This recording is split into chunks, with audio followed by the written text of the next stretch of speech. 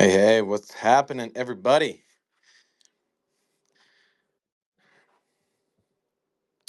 All right, welcome. We're going to get started in a minute. All right, Drake, you are a speaker. Yo, what's Hey, up? hey, hey. What's up, Veronica? Hey, Alan. Hey, everyone, we're going to get started here in a minute. If you're live, awesome. If you want to request to be a speaker, just click the button that lets you do that. If you're listening to the recording, I'm excited for you. This is going to be mind blowing. So, let's see. I know we're waiting on Cameron. Cameron's going to co host too. Here we go. He's here. Let's see. All right, Cam, you're a speaker as well. All right, cool. Here, I feel like I'm in the future, man. This is crazy. hang on. You sound like you're far away from your mic. Oh, okay.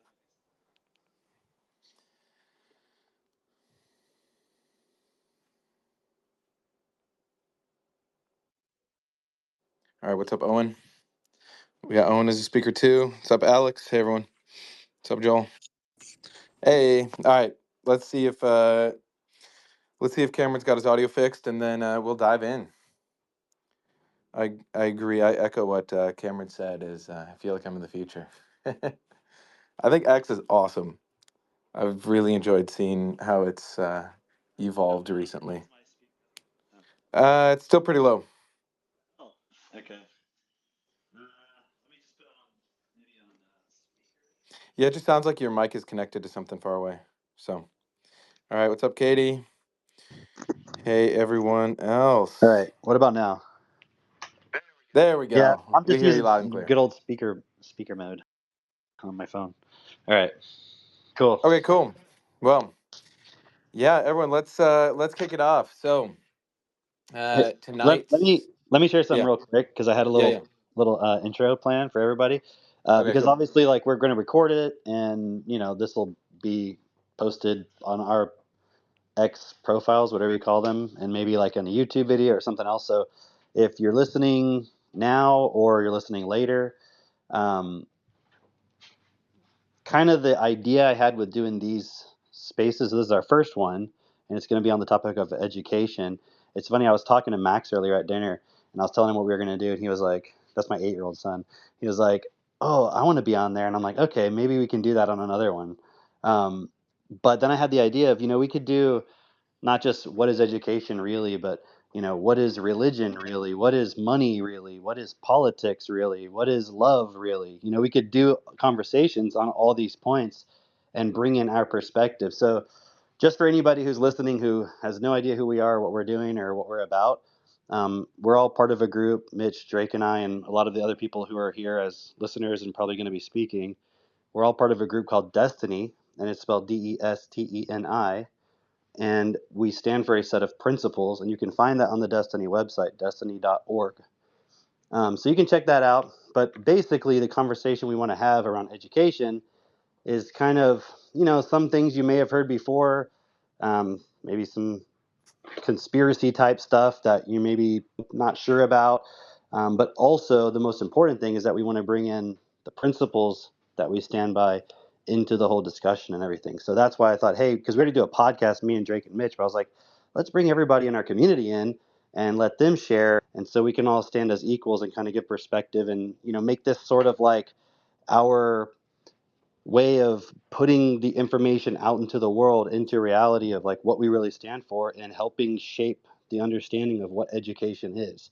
So that's just what I wanted to say initially. Drake or Mitch, did you guys want to say anything before we jump?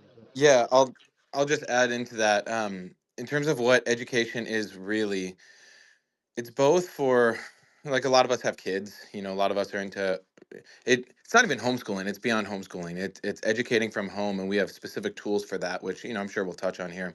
But it's education for kids, and it's also education for adults, like this group and Destiny, and just knowing many of you here, what it's done for me in terms of giving me a real education to make money, run business, not sabotage myself, create an awesome relationship, have kids, take on more responsibility. Like that's real education too, which I know we'll touch on. But especially in today's world, you see how fast everything is moving and how just broken this education system is. It's like, I know we'll get into that, but we're educating kids on a mass scale to just be ready for an economy that doesn't exist anymore. And then you have Reid Hoffman, the founder of LinkedIn, saying by, I forget what year he said, but I think it was 2035, maybe 2045, 9 to 5 jobs will literally be gone. And that's not just hyperbole. It's like that is the reality we're facing. And so, for any of you who are listening or those of you in the conversation here, it's like we have a responsibility to share this massively because I want to live in a world where everyone's thriving and, a world that's best, not a world where everyone's running around like a chicken with their head cut off, not ready to handle the reality we're walking into. So, yeah, with that being said, I mean, Drake, you wanna share a bit too? I know Drake, you're a tutor. Honestly, you and Cameron are two of the smartest people I know. Also, Katie, if you can chat at some point. I don't know if you're putting your kids to bed, but y'all are some of the smartest people I've ever met. And in terms of real education, like let's get into it. So, Drake, you wanna kick things off? Yeah, yeah, Drake. If you want to do a little intro thing, and then I have some things to share to kind of steer the conversation a little bit initially. Yeah, sure. I mean, why don't we go with that, and then we can go off of that. Go Okay. ahead. Well, I just want to reiterate what Mitch said. I am two of the smartest people that I know, so that's pretty cool. No, but I guess the real point of all of this stuff is, like you were saying, Mitch. Look at how fast everything is moving in the world, and it's like I've been saying this for a while. I know I'm not like some prophet or something, but since 2010 was when I really started to see the problem with education, the problem with the economy, the problem with industrialization, automation, starting to see the points with AI. And not a lot of people were talking about it back then. It was kind of a niche thing. It's like if you were in AI or specifically interested in some of those things, you would maybe be aware of it. But it wasn't like on the news. People weren't just talking about it. But now it's like people know about ChatGPT. They know about, like I was just playing with Suno and making some music earlier. Um, we know about AI now. It's like obvious. And then you see the stuff with the robots that are coming with Tesla and all these other companies. It's very obvious that something's going on in our world. I don't know how many of you were, paying attention, but y'all remember 2012? And it was like, oh, the world's going to change, or something's going to happen. And maybe positive, maybe negative. No one really, was sure exactly what it was going to be. People had their theories. But it's funny because, like, kind of from the just objective perspective, nothing really seemed to change at all. There wasn't anything big that happened. Maybe like under the surface, maybe there were some things in the economy or whatever, but generally speaking, it just kind of came and went and nothing changed. But the stuff we're seeing now with the AI and with the elections and politics, there's just so many obvious things that are like, wait, this is not normal. Like, are we living in a movie? Are we in a simulation? Like, what's going on? And so I think a lot of people are starting to wake up. Well, I know they are, and to see that at least they're feeling something's off, something's not right. And so the point about education, the problem is people think schooling. They think the schooling system. So immediately when you say education, their mind goes to the school system. Or they might be like, well, I know public education isn't that great, but then they think, private schooling, or they think homeschooling. They have some idea of what it is, but it's way more simple than that. Because at the end of the day, the reason why people are feeling so much insecurity and anxiety and uncertainty about the direction of the world is because we all know deep down that I'm not even going to just say the average person, like literally everybody on the planet has no clue how to really move our society, you know, the world, everything in the best possible way. It's like everyone knows everyone's fighting with each other. No one's on the same page. No one really understands the whole picture. Everyone kind of has their specializations. And you have people like Elon Musk who are really smart and they understand a lot about some things. But, even him, I see him half the time getting corrected by his own community notes on his posts on X. So it's like he doesn't know everything.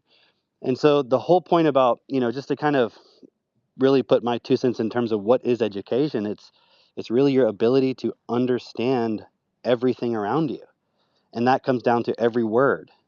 Because if you do not understand every single word, you're going to have missing bricks. You're going to have gaps in your understanding of things. So you won't have the confidence to pick up a book and feel like, okay, I can read this, I can understand it, or pick up a research paper, or pick up a law or a government document or a report and actually do your own due diligence and say, hey, do I agree with this or not? Instead, we tend to just give our authority away to people that we perceive as experts. But again, another one of those big upheavals that we're seeing now is that, fuck, man, it's like, are all the experts wrong? You know, like I saw Elon Musk posted something about the mainstream media, and it was like, it's not, they're not just lying about the things, that about. They're lying about everything. Don't assume just because you found something, oh, I know about this subject, they were lying about that.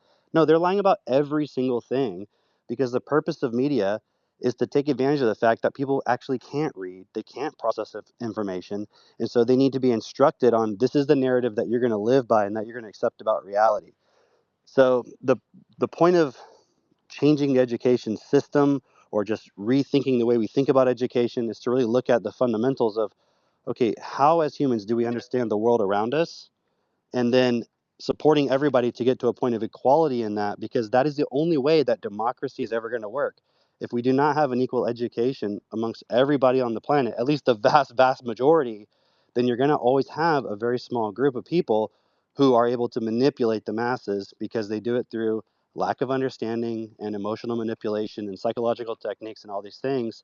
And we can go into a lot more, and that's also kind of why I started off by saying we can have a lot of these discussions, because there's like literally, the education is connected to politics, health, money, religion, everything. So it's so easy to go off topic, right?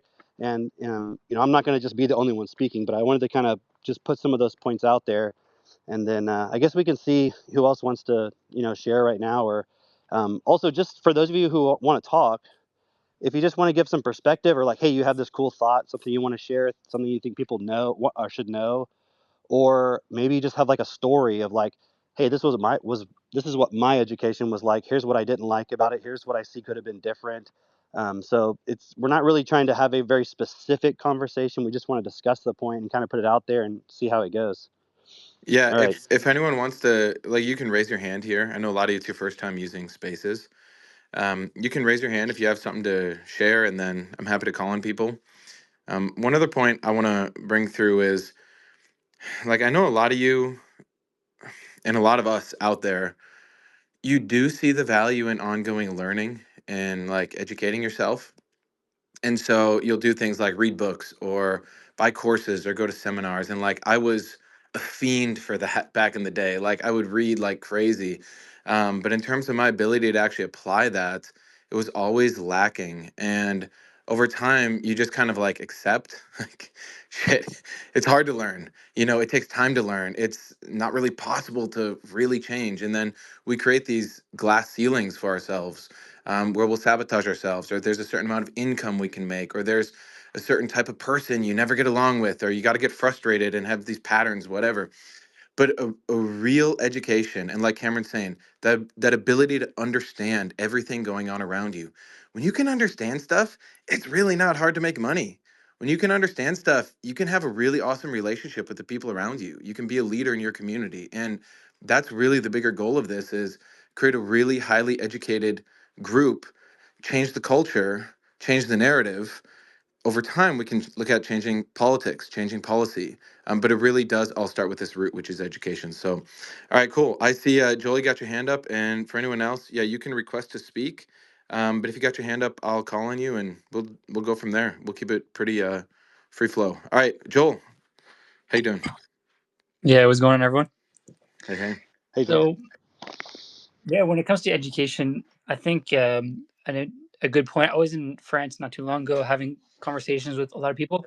And one of the things that came up is like we weren't even agreeing that there's a common reality that we all share.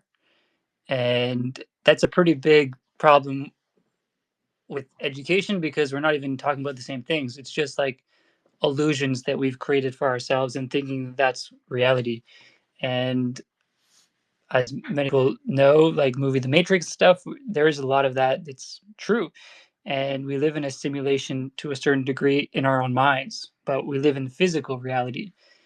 And kind of what Cameron's talking about, how our understanding of our environment, reality, and that's real education. 100% agree. And when we are lacking education, that actually creates a lot of consequences on everyone else. Like we're all connected, and if I have a car and I don't know how it works, I don't check the oil and things like that.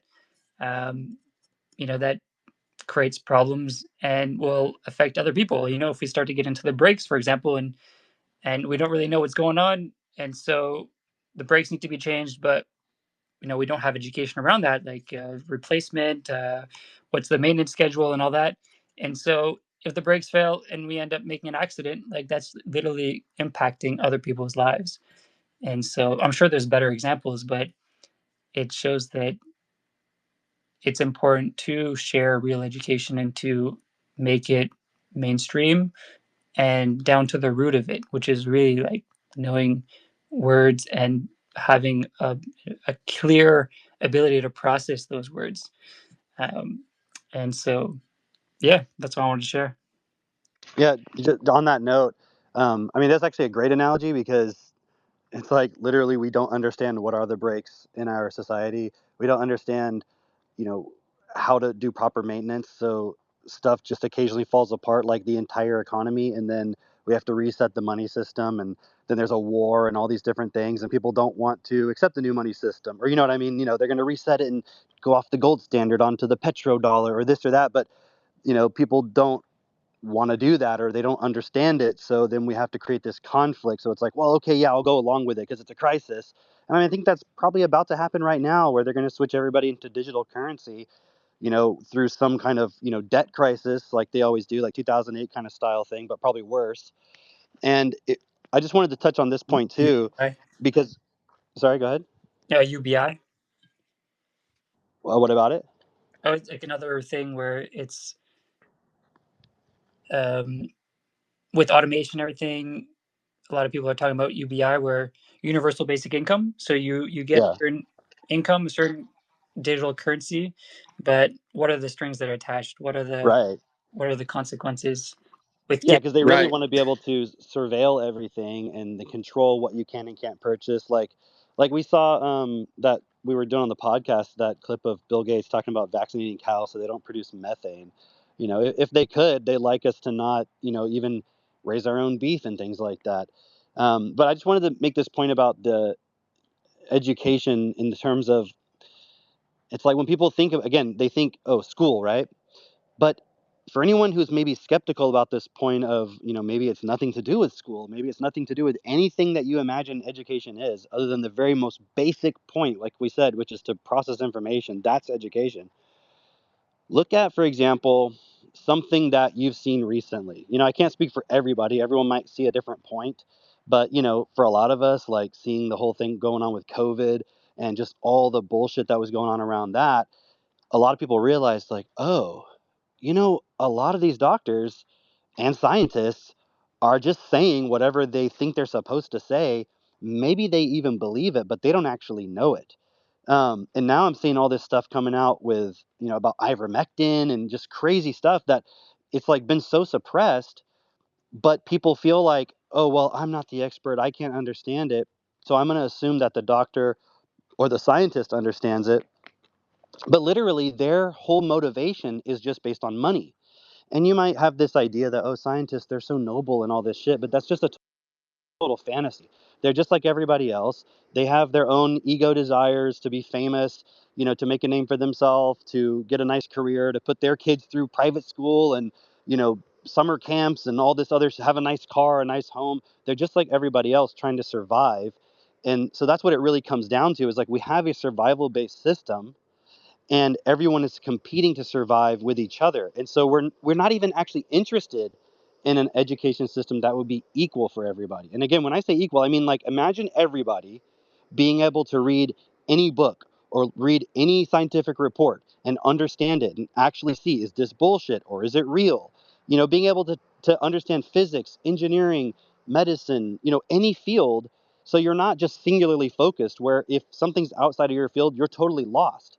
That's how the system, and again, sometimes I might say they, but it's not really some specific group of people. It's a system, a machine that runs. Even if all the people who are running it died, they would just be replaced by somebody else who's willing to do whatever the system demands. So it's almost like an automated AI system that's running our world right now. And we're just kind of giving permission to it to keep running as is because we're not questioning it.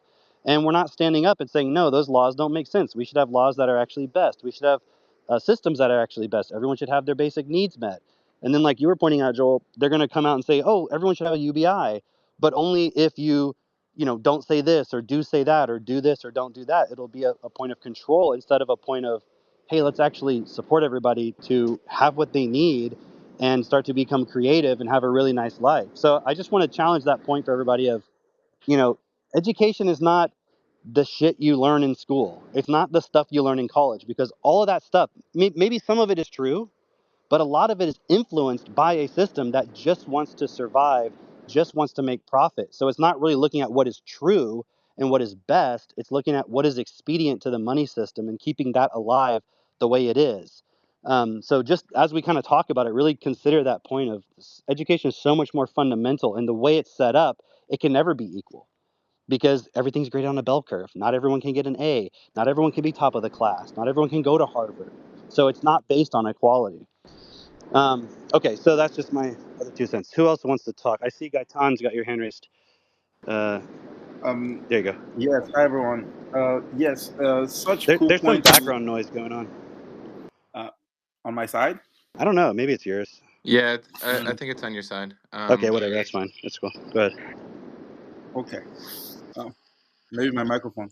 I don't know, but yes, it's so cool to be looking at education from that point of what it really means, which is your ability to process information, to understand information coming down to words. It reminds me this like this morning, my kid, my son, my 2-year-old son was having his smoothies, and on his smoothies cup it's written coffee. And then he looked at her mom and said, why is it said coffee on my cup? He is actually 2 years and 10 months old. And he said, why is it said coffee on my cup? And then Emily has to explain to him that no, yes, it is said coffee, but you do not have coffee on your smoothies actually. uh, in fact, he asked, is there any coffee in my cup? And Emily said no. And he said, but why is it said coffee on my cup though? And Emily goes, no, there is no coffee. Sometimes they use that same cup to sell coffee, but when I bought the smoothies, they put it in that cup. So what I'm trying to point out here is that's education.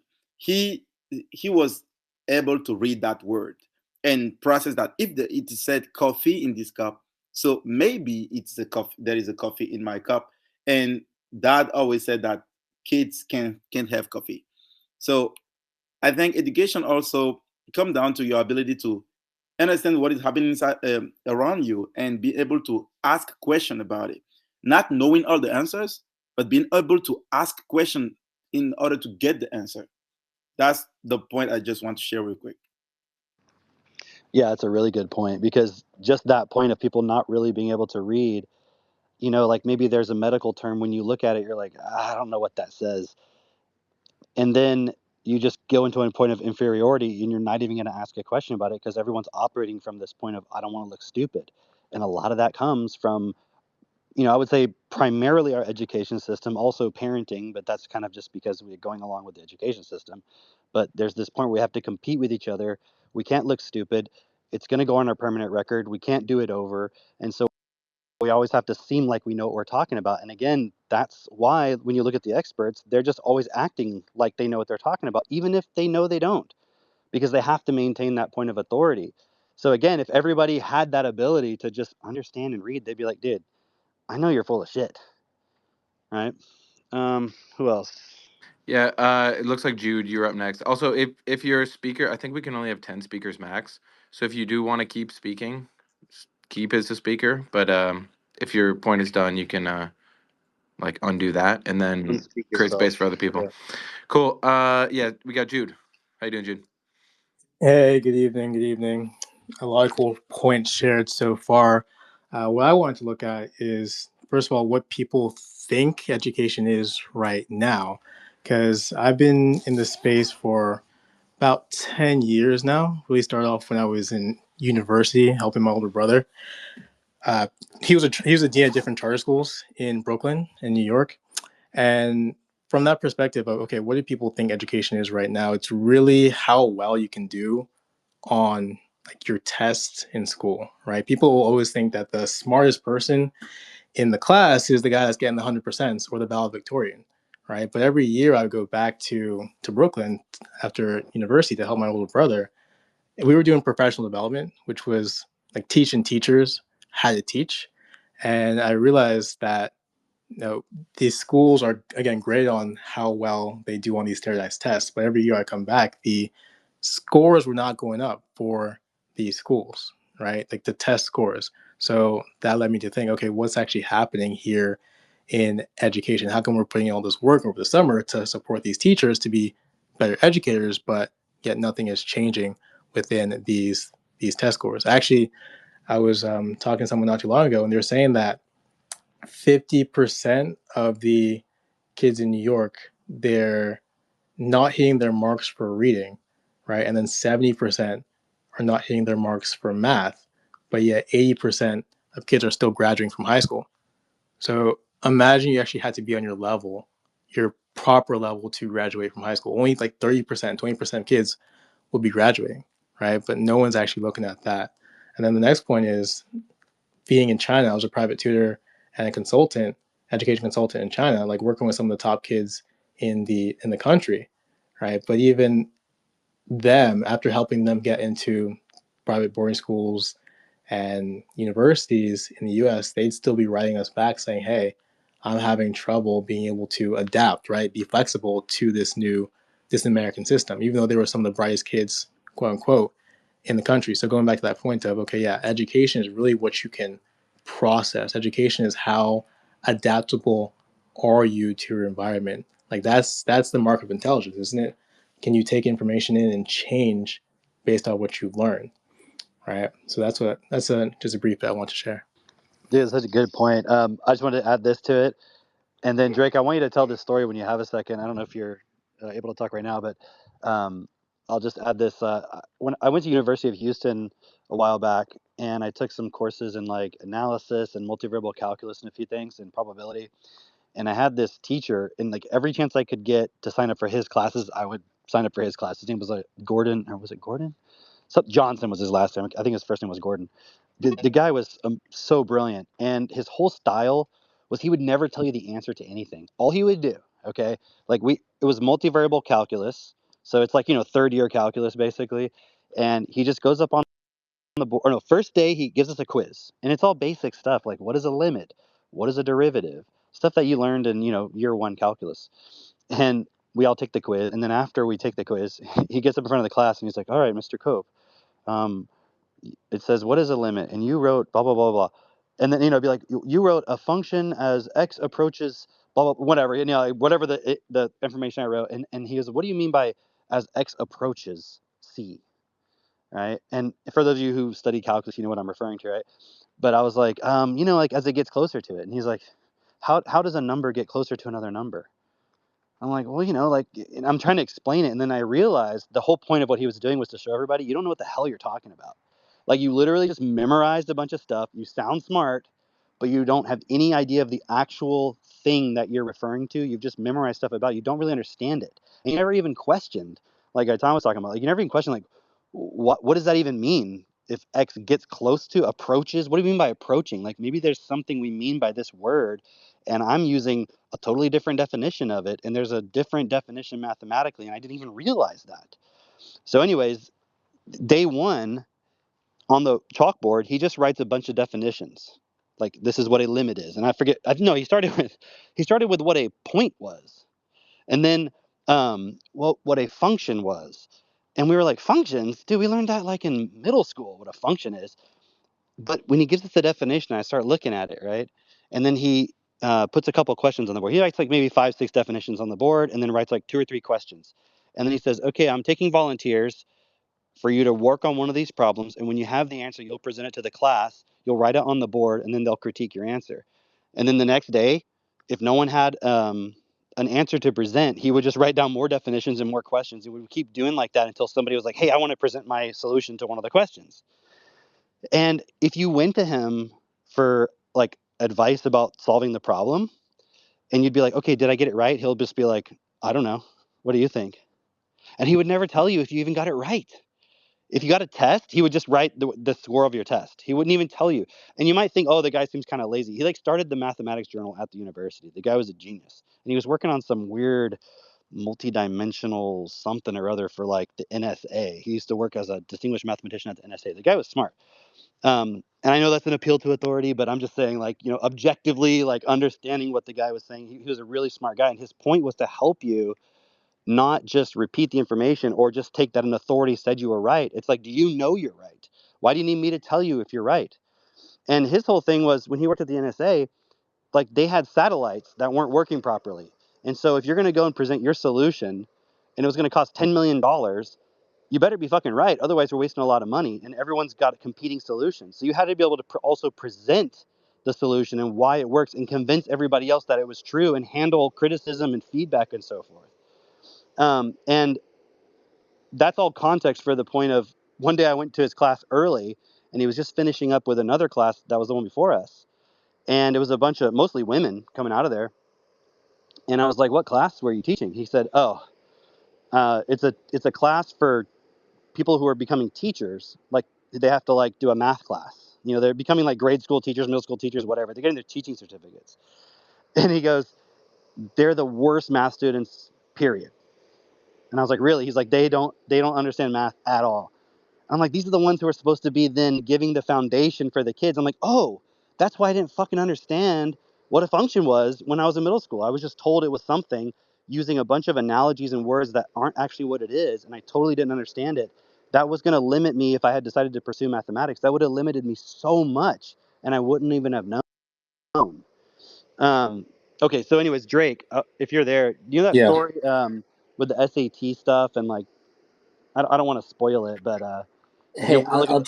tell you a different story real Okay, go quick, ahead. and then I can whatever story you want me to tell, I'll tell that one too. But it just reminded me when you were saying that I knew someone who was trying to get into hospitality, and she had basically appealed to the school to try and get into hospitality. She had said that's what she wanted to major in, and the school told her no, she could not do that because she couldn't pass. I think it was like basic algebra, and so she had taken a bunch of tests, tried many times to pass this test so that she could pursue a career in hospitality. And they just told her, hey, listen, you need to pick a different field because this is not working out for you. And guess what field she ended up going into? Advanced math. Teaching. She went into teaching. She went into teaching. She became a teacher. Hold on. Now she How did they teaches not your go, hey, kids. how did they not go, you can't pass this math test, this is not a field for you? But they're like, no, you're fine. What? Yeah, you could totally be a teacher though. Like, and it just goes to your point. Like, um, it's like she couldn't do anything else. Like hospitality is like, working at a hotel or maybe a restaurant or something. I'm not downing that. I'm just saying like those people need to know more than the teachers do. They have higher requirements than for teachers, at least at the universities here. And I just found that Well, okay, insane. but now let's just look at that for a second, everybody. That's the reality of the system, is that the teachers actually don't have to know much. So what is it they actually have to learn? And then you look into the curriculum of like becoming a teacher, it's just classroom management. They're literally just how to manage the behavior of groups of children. It's not really about learning. That's why, you know, during the whole COVID thing and then all this, other stuff going on with like transgender ideology stuff being taught in classrooms and woke ideology and all this other stuff being taught in schools. And parents are like, oh, I went up there and I complained. And I'm like, hold on. You put your kid in school, which means you don't think you can teach them better than the school can. Therefore, by default, you're saying you're not qualified, or at least as qualified as the school, to decide what your kid learns. But now you're going to come in and say, well, I don't want them to learn this. I don't think they should be learning that. It's like, well, how do you know? Like, do you know how to educate your kid? And they're going to say no. I mean, can you do it? Can you homeschool them? They say, no, I don't know how to do it. Then what right do you have, logically speaking, to then question what the school teaches? I mean, obviously the whole thing's bullshit. I'm just saying, you see like the logic of my point. And my point being, that is how the system is set up. It's just the teachers are there to manage the classroom, to make sure that the children behave a certain way and learn certain behavioral patterns. They're not there to make sure that every child becomes a genius. Most people don't even think that's possible in the first place. And then you have to ask yourself, is this all by design? Like, is the entire way we think about education specifically designed so that we will never be able to solve all the major problems in our world because everybody's getting their foundation from people who don't know what the hell they're talking about? It's totally insane. And then the reason I was thinking about that other story, Drake, was something Jude said, but I was just thinking about this point of how the standards are getting like lower and lower.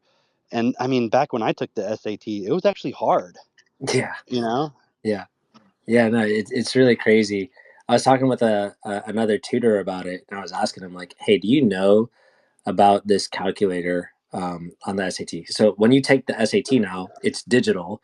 You bring in your own computer, and you take it on that, and they provide you with a calculator that literally, when you're taking the math on the SAT, you click this button, and it brings you to a graphing calculator that is insane. You can literally just type in, if you wanted to do, like, say you forgot what mean meant, which is like, average, so you take a bunch of data points and it's asking you for the mean. You can literally just type in the word mean and type in all the data points, and it gives you the answer, like, just like that. And that's like Dude, one of the simplest things that it you know what's does. crazy about that is like, growing up and people would say like, oh, well, when you introduced the calculators, everybody became stupid. And I was like, well, I mean, I mean, to a certain degree, you still had to know what to do with the calculator.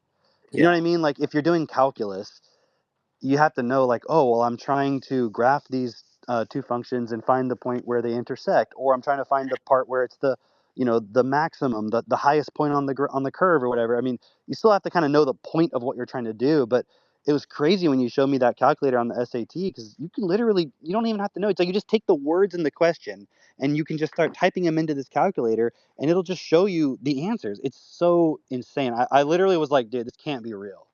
It Yeah. was total. I Yeah. used to be a tutor, so it's not like I'm totally surprised you can use calculators. I mean, it was like totally insane. And that point you were telling me about this kid, well, I don't want to spoil it, but it was just Well, I mean, okay, so I'll tell you yeah. this, because this mom had asked, like, oh, if you could help my son or whatever, and I was like, yeah, sure. So um, I asked her, like, what he was scoring, and it was pretty low. It was like 900 or something like that. And I was asking what was he having problems with, and it was the math portion. I was like, well, okay, I can show you how to get a higher score on the math portion. I'm not going to be teaching him math though. And she's like, no, that's fine. And I showed him because I was just watching. Okay, what are you doing when you get to this math section? And I was like, okay, answer this question. And virtually every question, he would turn to me and go, I don't know. I'm like, really? And he's like, I have no clue what to do here. And then I showed him how to use this calculator, and he was like, oh wow, this is so easy. And literally after that, he was getting most of them correct. If he knew how to put it in the calculator, he was getting it correct. And that just kind of blew my mind because, I mean, like you're saying, uh, I found that people, students today, are dumber, just to put it bluntly. And I've been seeing that over the years. And I would say that to people, and they didn't see it. And I guess because I was so close to it, they couldn't see it, but I could. Now it seems like everybody's aware of it, right? But it's so crucial and so critical to have that information be available at your mental fingertips, like, just easy math, like multiplication, or just understanding certain words. If you're not able to do that, it's like you're going to get taken advantage of. Obviously, somebody out there is going to think faster. They're going to be able to do more. They're going to be able to see things that you're not able to see. And I find this like, uh, I I talk to parents all the time, or like I'll make Facebook posts. That's usually what it is. I'll make a Facebook post and like some like dad group or something like that, and I'll ask like, how important is it to you that your kid's smart? And I find it so funny. Everybody's always like, oh, smart's not that important to me. I just want my kid to be happy. I'm like, okay, so if they're dumb and they're not able to get a job, they're not able to communicate well, like, are they going to be very happy? You know, it's like the way I'm looking at it, education. Okay, we've got this whole "Make America Healthy Again" going on, with RFK and Trump and all that, and a lot of people are on board with this. But now we're seeing Well, now we're seeing some of the people getting appointed to cabinets, and they're like, shit, right? But regardless, you can't make America healthy with the same thinking that got us here in the first place, right? In other words, what needs to change first is the education level of every single person so that they're not making stupid decisions to like I just saw the other day Biden saying like, oh yeah, we're going to approve some weight loss drugs for the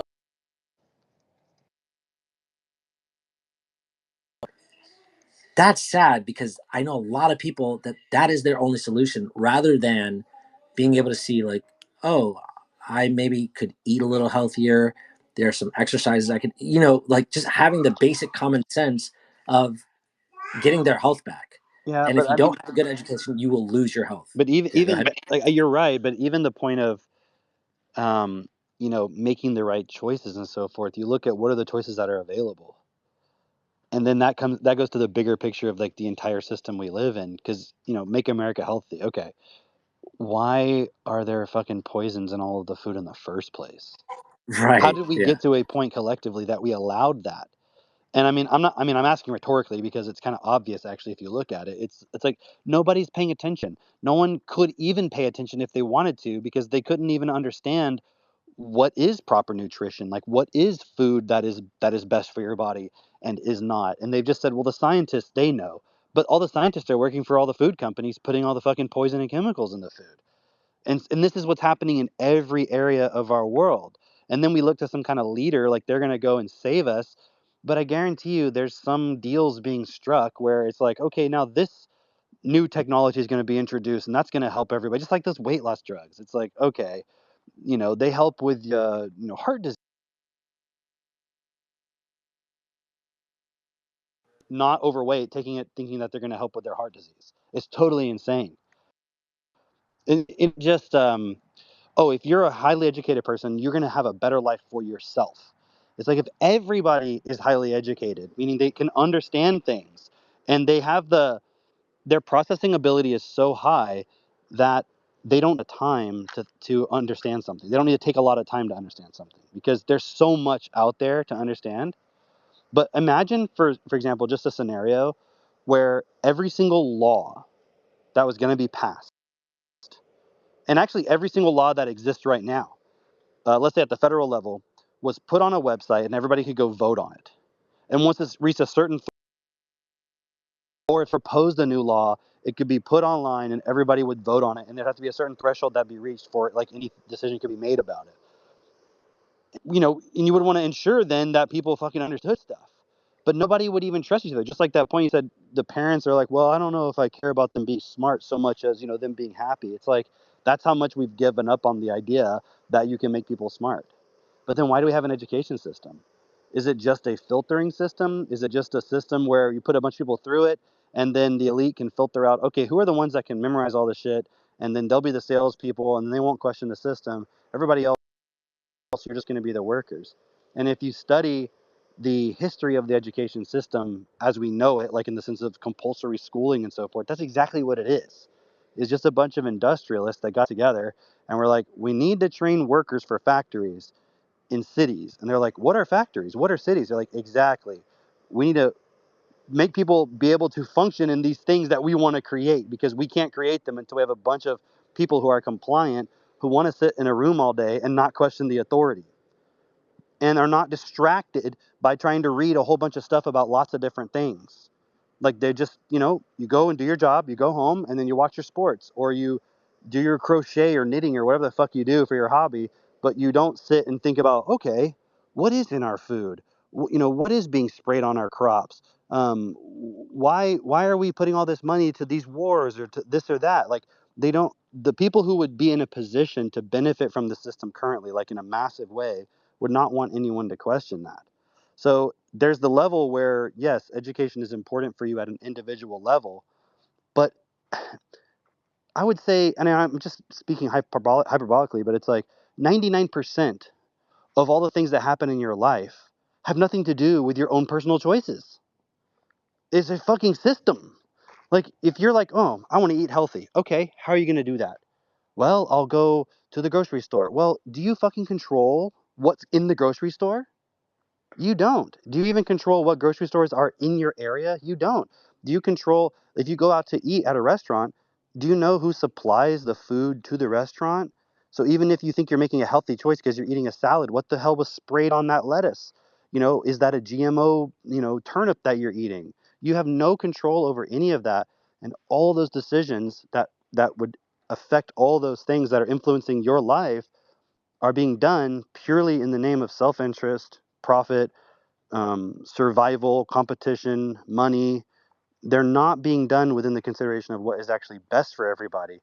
And it's easy, to sit here and just blame everybody and blame the system, but that's not my point. It's that if everybody was highly educated, that wouldn't even be possible. Everyone would automatically hold each other more accountable because they'd be like, no, hold on. That doesn't make sense what you're doing there. Why are you doing that? Why are you putting poison in my water? I mean, dude, I was laughing because we saw these articles coming out where they're like, we're going to take the fluoride out of the water. And people are like, how do I put fluoride back into my water? And I'm like, it's taken people this fucking long to realize there shouldn't be fluoride in the water. Okay, my dogs are barking, so I'm going to let somebody else talk, but Yeah, go ahead. Keith, I see you got your hand up. Let's hear from you. Yeah, hey guys. Yeah, it's interesting because how do you educate yourself, or how do you educate anybody, really, so that we're all highly educated or on an equal playing field when the system isn't designed to support that at all? So, like when I look at, like, for myself, in self honesty, like, do I want everybody to be as educated as myself, or do I want everybody to be as educated as my son? Um, or do I want to have a competitive advantage somehow by knowing that I have access to some higher level of education to allow me to excel beyond what my neighbor is going to do?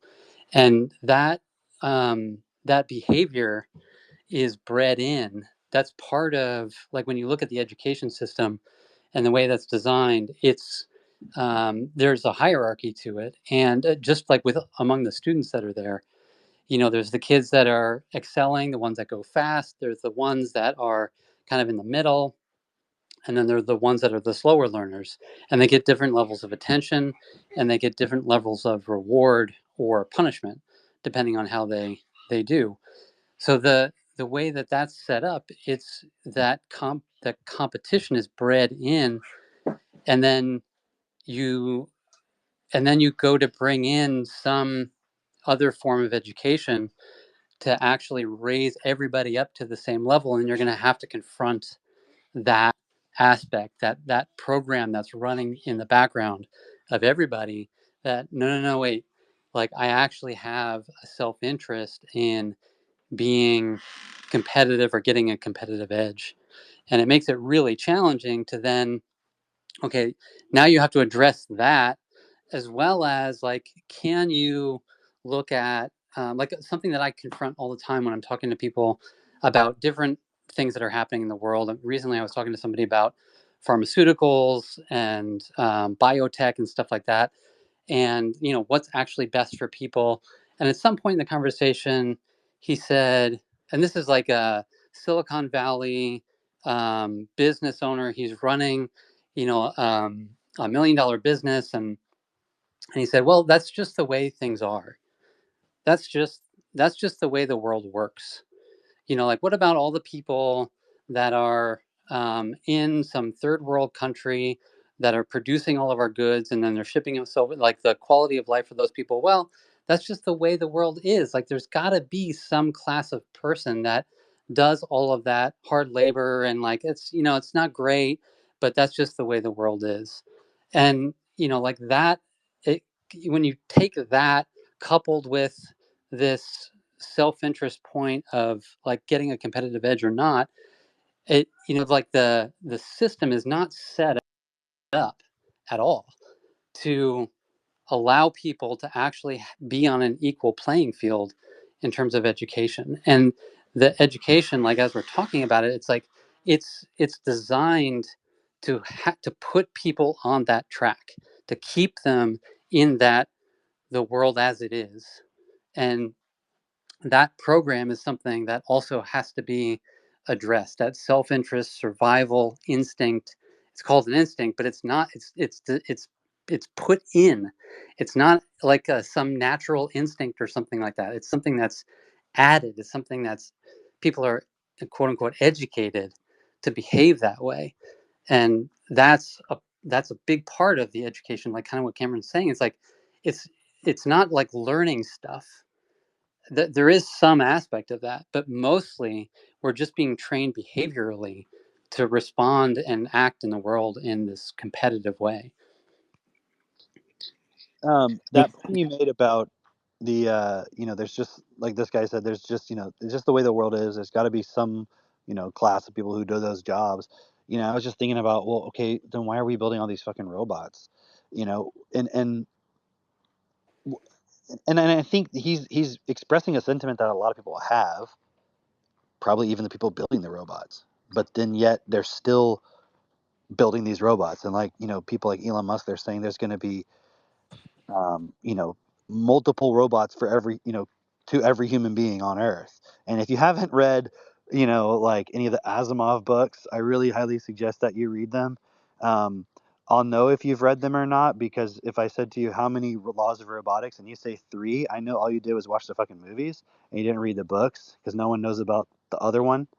But there's this planet called Solaria, where it's so crazy. Like there's so many robots. Like one person would have like thousands of different robots that do everything, and people become so it becomes like a taboo to even be in the physical presence of another human being. Like an actual, like, you're gonna get sick to your stomach even thinking about being in the physical presence of another person.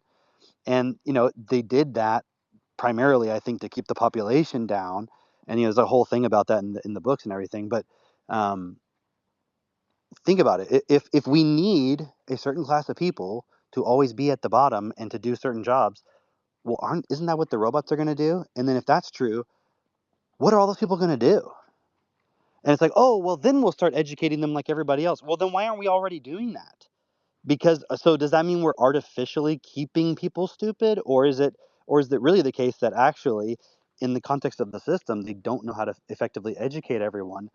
Because and I mean in an equal sense, because that's not the starting point of the system. It's literally the starting point. You know, like Keith was saying, it's like baked into it is competition, survival, inequality, hierarchy. That's the point of it. You know, and I mean, we could sit here and blame the people running the system. It's not really going to change anything. I think the real way to fuck the whole system is just go educate everyone equally effectively. Because once you do that, I mean, the jig is up. Like, what can anyone do at that point? Because now everyone has to treat each other equally.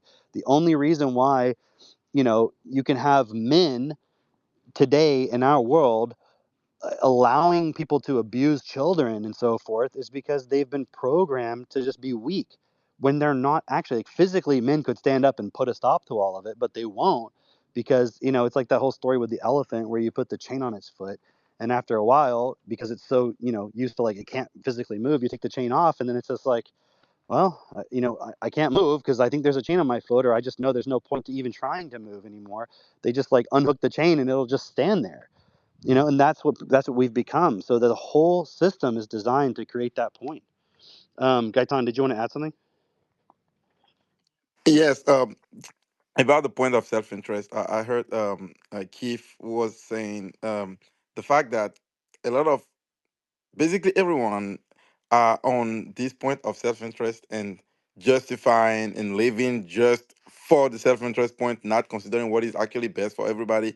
And the very elite who is running the whole show just see how they can maintain that point because they know how to get what they want out of life, even though everybody else is fucked. So they build this education system, which is not actually an education system, but just a system to keep everybody uneducated, so then they can exploit everybody else to make sure they keep um, themselves on the position of hierarchy where they are in right now, and they keep it like that. And yes, I'm saying them, but actually the self-interest point is the system running inside of all of us. And because we are not educated actually to question that self-interest, we keep ourselves in this position of kind of energy consuming machine, just running after money to keep surviving in the system, not actually asking question about how we can actually change the system to make it best for everybody. And since we are not doing that, and we're just focused on, oh, how can I keep paying my bills, and how can I keep having food and make sure that I am set and I am good.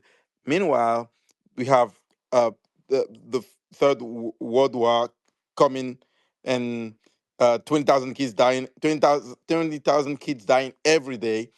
And we don't do anything about it. We don't question it because we know that if we start questioning it, maybe our position in the system will be challenged, and we will get in the same position as those, for example, those kids dying every day. But what we don't realize is that eventually what we are accepting and allowing happen to somebody else will eventually come to us one day, not maybe not necessarily to us, but our kids, or um the children of our children. One day it will come to us. So the very thing to do for everybody else, for all of us and everybody else, will be to start looking at how we can actually educate really ourselves to be able to change within and question that starting point of self-interest, so then we can challenge the system and create a new system that can make sure that everybody else is properly educated, and then the world can be best for everybody. Dude, well said, man. You know, like when you're bringing these points up, that point of the self interest, I'm like, dude, who else is fucking talking about this? You know, and I was joking earlier when we started the call of like, I feel like I'm in the future because we're doing like an X spaces because it's never done before. But like literally this conversation, what the hell is that? Oh, thank you. I appreciate that. Like, literally this conversation is happening in the future.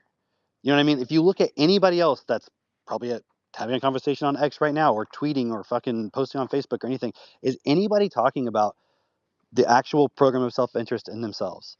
What education really is, like how to change the system. It's all just blame, blame, blame, blame.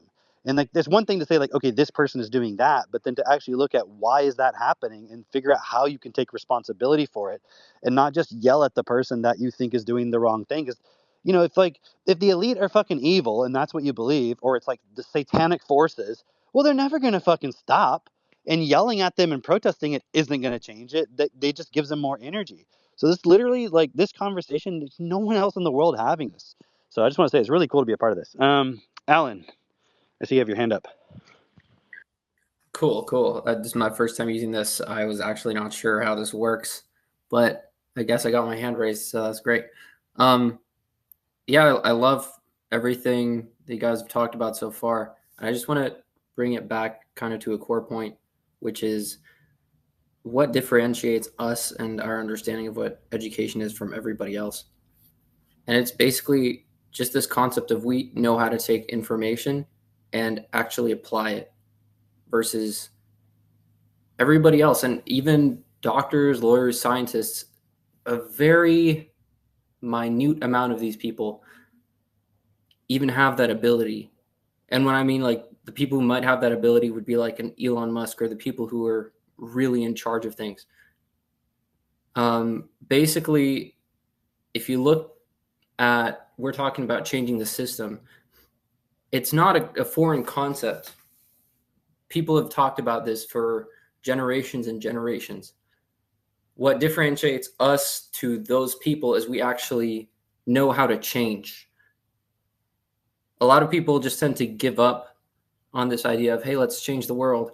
because they've tried to go out there and maybe change themselves, improve their lives, improve themselves.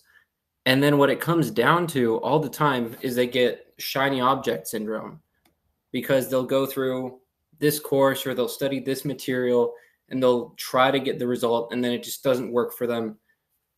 And then they go to the next one because it looks good, and they're like, oh, this is going to work for me because this last one didn't work for me. And then they go and they study it and they learn it, and they're like, this sounds great. And like 3 months later, they're searching again because they don't know how to apply it. They don't know how to take the information and actually turn it into livable action. Because all the information in the universe is out there. All the answers are out there.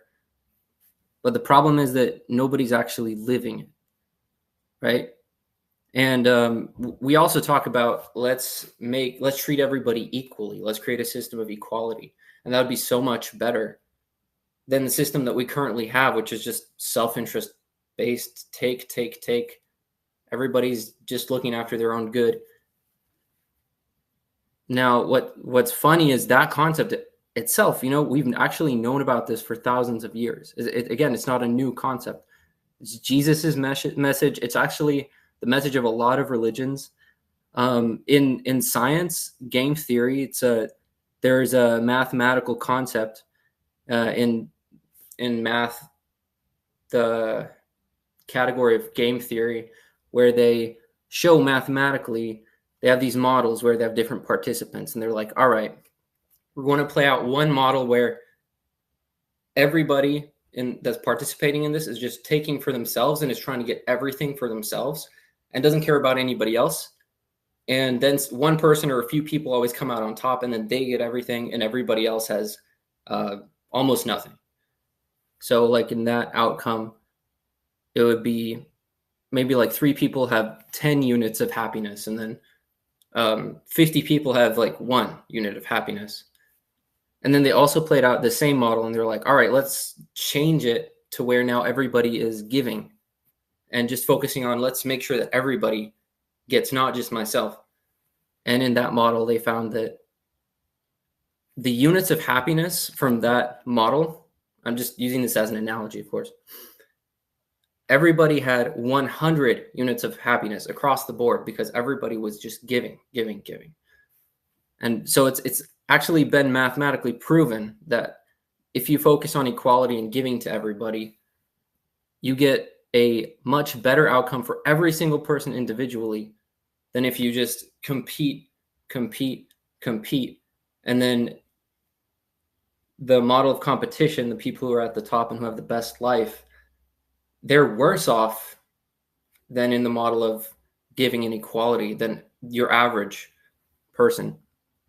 And again, this is all known, but it just comes down to people didn't know how to apply it and put it into action. And that's what we can actually do. Yeah, that's well said, man. That point of, it's an understanding in religions. The equality point, give as you want to receive. But how many Christians would then argue with you that, well, yes, obviously we should do as Jesus says, but, that doesn't mean we should have actual equality. That would be communism. We have like these buzzwords where we're like, oh, that would be something bad. And it's like, the only way, if I look at the objections, the reason why you would think, okay, we don't want some kind of enforced equality, that's like the DEI woke bullshit, where you're like, okay, you're actually stupid, but I'm going to make you in charge of flying the plane. And it's like, okay, in that equation, clearly there's still an inequality of education here. So if you had an equality of education, meaning everybody was smart, anyone could practically learn how to fly a plane. Obviously, if they haven't learned to fly a plane, don't let them fly the plane. But if they can learn how to fly the plane, they could then take that opportunity, learn how to fly it, and then why wouldn't you let them fly the plane? But we have this idea, it's like this virus that we have in our mind of like, well, no, your IQ is set at birth. You can only be a certain level of intelligence. And like, maybe there's some level of that because of genetics, but we're not even scratching the surface of what people could potentially learn, even given all the things that are preset. We haven't, like, our education system is not even trying to make stupid people smart. It's just like, well, you're dumb. Oh, well, too bad. You're in a competitive system. I guess you can't compete. Oh, screw you. It's not even trying to help them. I mean, also I know you can do a lot more with somebody who's stupid. It's just a program. It's just a lack of understanding of words. It's so simple how to solve the problem. We know how to do it. It's not something I can intellectually prove to anybody just in a conversation, but it is something that we can demonstrate. I mean, my kids are living proof of it. They're fucking smart as hell. Like my 8-year-old has read every novel I've read. It's like I'm constantly buying books for this kid. And he's also running around being creative. I mean, for those of you who, on the call who know him, you know what I'm talking about. People on the outside may have no clue, but it's like we know how to make kids smart. And it's funny because I'm looking at that video somebody posted of Elon Musk. He was on Tucker Carlson, and his 4-year-old comes up. And I didn't know the kid was 4. And he starts like babbling, and you can't understand what the kid's saying. And Elon's talking to him like he's a retard. And I'm like, dude, how old is this kid? And my wife's like, oh, he's 4. I'm like, what the hell, man? My 2-year-old is way more intelligent than this kid. Like, speaks more effectively. He can already read letters and read some words and things. I mean, it's like, so even these really, really smart people that we think are so smart, they do not know how to educate people. And I'm emphasizing that because the idea that, well, you're either smart or you're not smart is a myth.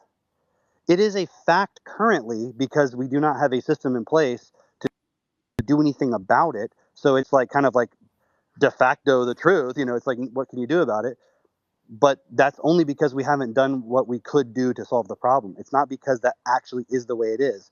Just like the idea of, well, human nature is X or human nature is Y. It's like human nature is whatever the fuck a human accepts themselves to be. And there can be a lot of reasons why they accept themselves to be one way or the other. But if you believe you have free choice, then you have to believe that human nature can change. So either you think you don't have free choice, in which case just move aside and let us, stand up and help everybody understand the truth because you're basically inconsequential if you don't believe you have any free choice, or you do believe you have free choice, in which case now you have to take full self-responsibility. The problem is the choices that people are making are not informed by understanding the reality in front of them. So every choice is super limited. So the choice to have a world based on equality, it's hard to make that choice because we don't understand how humans actually learn, what education really is, and what the possibilities really are. And I just, that point you brought up, Alan, of like, we know this in the religions and all these, they have all these, they're basically platitudes though. It's like, oh yes, everyone is equal and everyone's important. God loves everybody. It's like, well, no, God doesn't love everybody. Apparently, look around. It seems like he only loves a very few small percentage of people because they have nice lives and everyone else is kind of fucked. And even the people who have the nice lives, they're constantly under anxiety that, the markets are going to crash or some war's going to happen or something's going to happen that's going to fuck with their money. So really, it's just a whole fucked up situation. And yes, we have these points, but everyone is applying them, like Alan was saying. They're like taking this information, like love your neighbor as yourself. They're like, see, that's why I give to charity. And it's like, that's not at all what the application of that statement is. But just the words themselves, like I think even the word love or give, it becomes like this weird emotionally charged word that a person can't process what it could possibly actually be if everyone gave to everyone equally. And that point of, well, then you're going to have the really smart people who know how to do stuff. They're just the slaves of everybody else. And it's like, well, dude, I'm pretty smart. I know how to do some things. I don't mind being of service to other people.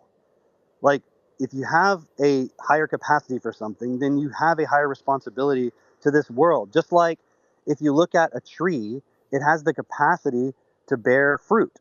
And so you expect it to do that. You're not like, oh, do you mind if I take a fruit? You're like, no, you're going to give me fruit. Like, you have the ability to do it. You should be giving fruit to everybody, or an animal, or some plant in your garden.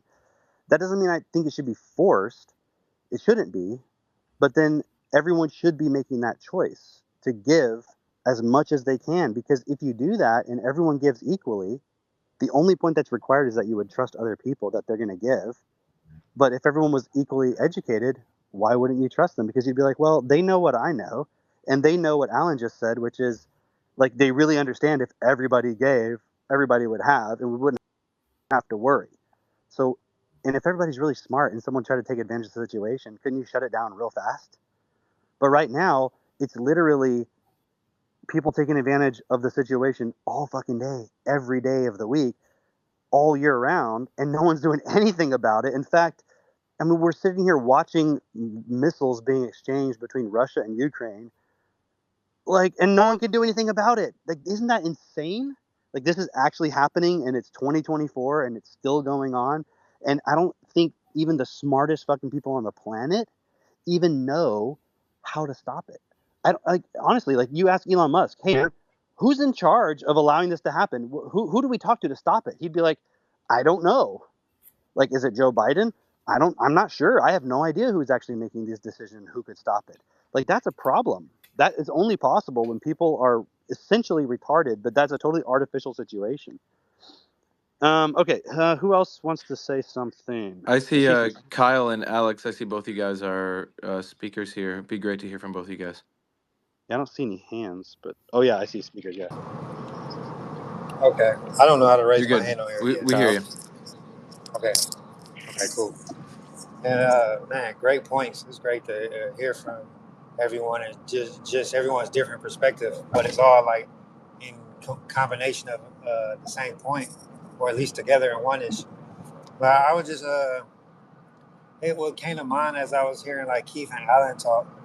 It made me think about how like um, personal development. I remember like after getting out of school, I thought like the next level of education was personal development. And it's just interesting even saying that now that I'm able to actually understand things for what they are and understand words and etymologies of things. Just even the concept is called personal development. So that just showing you how much like this system is all predicated to individualism and how clearly that doesn't work. Like the individualism is causing our system to be what it is today, where actually it will be best. But the thing is, people are so retarded that they can't see that equality and oneness will actually be best. And just even like with school itself, school is actually academia, and so that's just like the study of theory.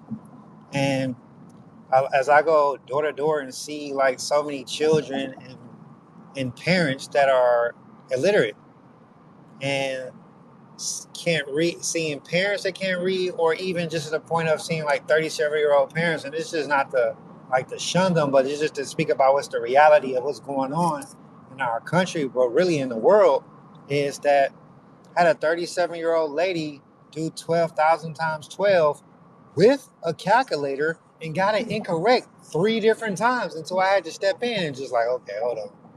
And it's just showing, and she was struggling. She had multiple children, but she's struggling. She said she wanted to go to get another job, however, and want to make more money. However, also just like the level or the amount of words or skills that are integrated within you, that would determine your aptitude or your possibility of what you will or will not make with money. And then also, I know someone brought up like just the word, like people not being able to process words.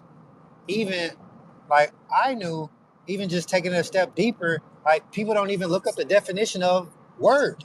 Like, what is the definition of the word word? And as like for people who have saw the Matrix, like as I investigated that word, like word is the meaning of word. One of the definitions is the basic component of a computer programming, which represents 8 bytes, which is zeros and ones. And if you've seen the Matrix, you know Hollywood, as they say, they have to show you some of the truth. It was zeros and ones and binary code all on the screen when the guy Tank was programming all the characters in the Matrix. And of course, with movies, they have to speed the process up, and make an entertainment point. But just to go back to deductive reasoning of in that context is like, okay, the basic component, the word is the basic component of a computer program, which is 8 bytes, which is zeros or ones, which those in that movie was creating our reality. So that right there is saying pretty much, literally what it's saying is that words literally create our reality. However, people, whether that's in different religious texts or like, such as like a Christian text where it say in the beginning was the word and the word was God and the word was with God. But so many people misinterpret that. And the only way that they misinterpret that is simply because they don't know the definitions or the accurate definitions that are being applied in that specific phrasing. And from my understanding, when I misinterpreted that phrase, I realized I didn't self honestly knew what the word and was. And once you break that down and know the actual meaning of the word and, it's in that context was in addition to or conjunction with, so which means it's secondary or supportive. It's not the primary. So the primary actually was the beginning was the word. So just our education system and is not set up to create geniuses. Although we're born a genius, but the education system actually is a dumbing down system. And then just because we get parents, we pretty much get, well, not all, but a lot of parents within the system just go ahead and just repeat the cycle, even though that they know that it wasn't successful if they're being self-honest. And it's another point about that, what I saw that parents put their children in school, then they go to school, and then you have the uh, back to school program when the parents come in. And what I was able to see, because I experienced this myself once, but I just have the tools to be able to investigate it and shift those things. But when it came to the parent teacher conference or the back to school, what it does is it places the parents back in the mindset of inferiority, or back in that sphere and control tactic, as if they were when they was a child and they're unaware of it. So then they just pretty much police the system of education. So pretty much it's like schools are like the prisons, and then the teachers and the parents are like the police and the wardens. And it's just every year as the parents go back, it's like, oh, let me re-indoctrinate you with this point, because a lot of parents are not even aware that that's being done. And I wasn't even myself. However, I just have the tools to be able to investigate and see that for myself. So it's just the education system is broken, which is which is so ironic. We want to invest so much in technology, but we're not investing in original technology, which is the human. And if we invest in education and have the proper education, everything else in this world will be effective, especially if we're going from the principles and from the standpoint of oneness and equality. So Yeah, that's my share. Kyle, I want to hit on that point you're sharing of well, a couple things. But one is, like you said, kids are born a genius. It's like sometimes people can take that with a misunderstanding. So kids have this amazing ability to absorb information. It's like the coolest thing. I mean, I know you're a parent, Kyle. I know a lot of us here are parents, and you see how quickly your child will learn how to crawl and walk and talk. It's like they're literally downloading, like in the Matrix, they are downloading straight from their reality up until around age 7. And it's actually getting lower now because kids are put in front of iPads and all this bullshit. So it's like their natural ability to be a sponge and learn is getting filled up quickly with a lot of bullshit. But kids are, it's like that idea of these kids are geniuses is like, and I know you know this, Kyle, but I'm just sharing this for everyone else here. It's like that genius has to be engineered, and you have like in the mainstream what the system puts out. For example, there's a book called 30 Million Words. I forget the author of it, but they talk about this research that was done on with kids. If you can expose them to a lot of words and a lot of vocabulary, they will tend to have a higher than like placement in the system. They say that kids of higher income families, those kids are exposed to on average 30 million more words than the low income families that are their peers. Plus, those words tend to be more positive connotation words versus in lower income families. It's more like negative things like, hey, like, don't do that, stop doing that. And you can see how that's what gets programmed into the child. Now, the thing is, even if you're a parent and you're like, "Oh, okay, I'm gonna read to my kids somehow that, I'll give them more vocabulary. Great. It's like that's still not even scratching the tip of the iceberg because what you're teaching them and what you're explaining to them is not going to be built within the context. And it's not like you're going to sit there with every single word and make sure they understand all the definitions of every word and how it relates to every single other word. Because this, this language is literally the platform which through our world is built. Meaning, if you have all the words, you'll just make shit happen. Like, it's so profound when you start to understand that our world is made up of words. There was a fascinating it was like a talk that was given, I think it was a year ago. It was called the AI dilemma, and they're explaining how these large language models work and how the AI is getting more or less out of control now, where they're understanding that like every bit of our reality can be broken down into information which can be translated into words. So like you were saying, Kyle, in the beginning was the word and the word was God. Literally our whole reality is like this matrix built on words. But here's the thing is the mainstream, like dumbed down education is, oh, well, I'll just teach my kids some words. And then you think your kid's going to be fine. Meanwhile, they're not going to be fine. Versus what we have and what we're presenting is there's a systematic way to make sure you and your kids learn every single word. And after age 7, you can keep learning. And that is like, that's what it's going to take for us to actually change the system. So I just want to hit on that point. Yeah, that's awesome. It's funny too because I know some people will be like, "Oh, you're making it like words are so important and words are everything," and it's like, you, if you're listening to this, you're like literally just listening to people talk. That's all that's happening right now. I mean, what is politics? It's literally just people talking. Even a war, it's like you have to give the order. I mean, yeah, I know someone could physically go push a button, but even for that button to be there, think of all the information and the words that had to be understood to like create the infrastructure and the factories and all the shit. Like that's how we organize reality is using words. Like if you go back to the very beginning, God did not exist. It was the word. I mean, yeah, you could say it was God, but it was the word, meaning you have a whole universe of just like a substance, and then you have sounds that order things into a certain kind of configuration. That's what words are. And we have this idea that like education is somehow this yeah, it's funny. It's like you can go and like read education magazines and they're still arguing about is it phonics or is it whole language theory or is it or maybe that's not even any, maybe education is really just about grit. Yeah, I remember that was a big buzzword for a while, just grit, or maybe it's about this or that, and it's like, dude, it's so obvious. If you're highly educated, it's just because you understand stuff. That's what it means. And that point you brought up with that book, the 30 million words, it's like they used that study and showed, okay, in the lower class families you have, they hear very few words. In the upper class they hear a lot of words. There was a 30 million word gap over the first like 3 or 4 years, like you were saying.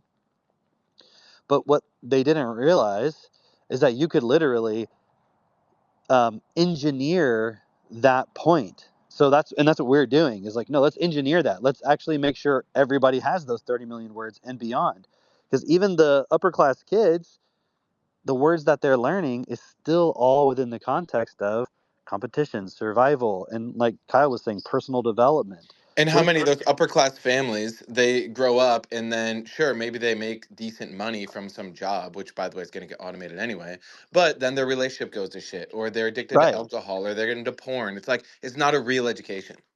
Well, and then that's when you turn to personal development, isn't it? It's like, or some kind of self help because something's not going right in your life. So you're like, I'm going to go to some other words and see if those words can help me sort out this problem. But then as you build your understanding of the world, as you build your vocabulary in like the realest sense of that, what happens is you start to see through the matrix, like Kyle was saying. And the matrix, like everyone tries to, oh, I have the red pill. The red pill's this, the red pill's that. Dude, the red pill is that you're here as an expression of life, of reality itself, and you have the ability to influence it. That's the fucking red pill. And what you accept and allow within yourself and without, that's what reality is going to be. So when you're like that point about personal development, it's like you're just trying to solve the problem for yourself. Like, how can I make more money? How can I improve my relationship? But as you build your vocabulary for real and you start to really see what reality is, you're like, oh, wait, the reason why my relationship sucks is because of these patterns I've accepted from my childhood. Okay, but why do I have those patterns? It's because my parents impulse that into me, and also my environment, my teachers, etc., the media, my parents. And why did they do that? Well, okay, the media, they were saying what they were saying because of money. The teachers, why are the teachers there? Why are the dumbest people the teachers? Okay, that's the money system again, like we were talking about earlier. Why did my parents treat me that way? Well, because their parents couldn't give them the proper attention and lessons about life and how do you treat people. Like in my home with our kids, like we don't allow our kids to do things that are not acceptable, that are not best. If they're treating their sibling in a way that they wouldn't want to be treated, we point that out. Now, if we just go and smack them and be like, no, you're punished, is that actually going to help them understand? Probably not. So our approach is, okay, let's actually understand what the situation is. Where is there a misunderstanding here? And usually we don't have very many behavior problems in my home. And it's not because we're disciplinarians, it's because our kids really understand.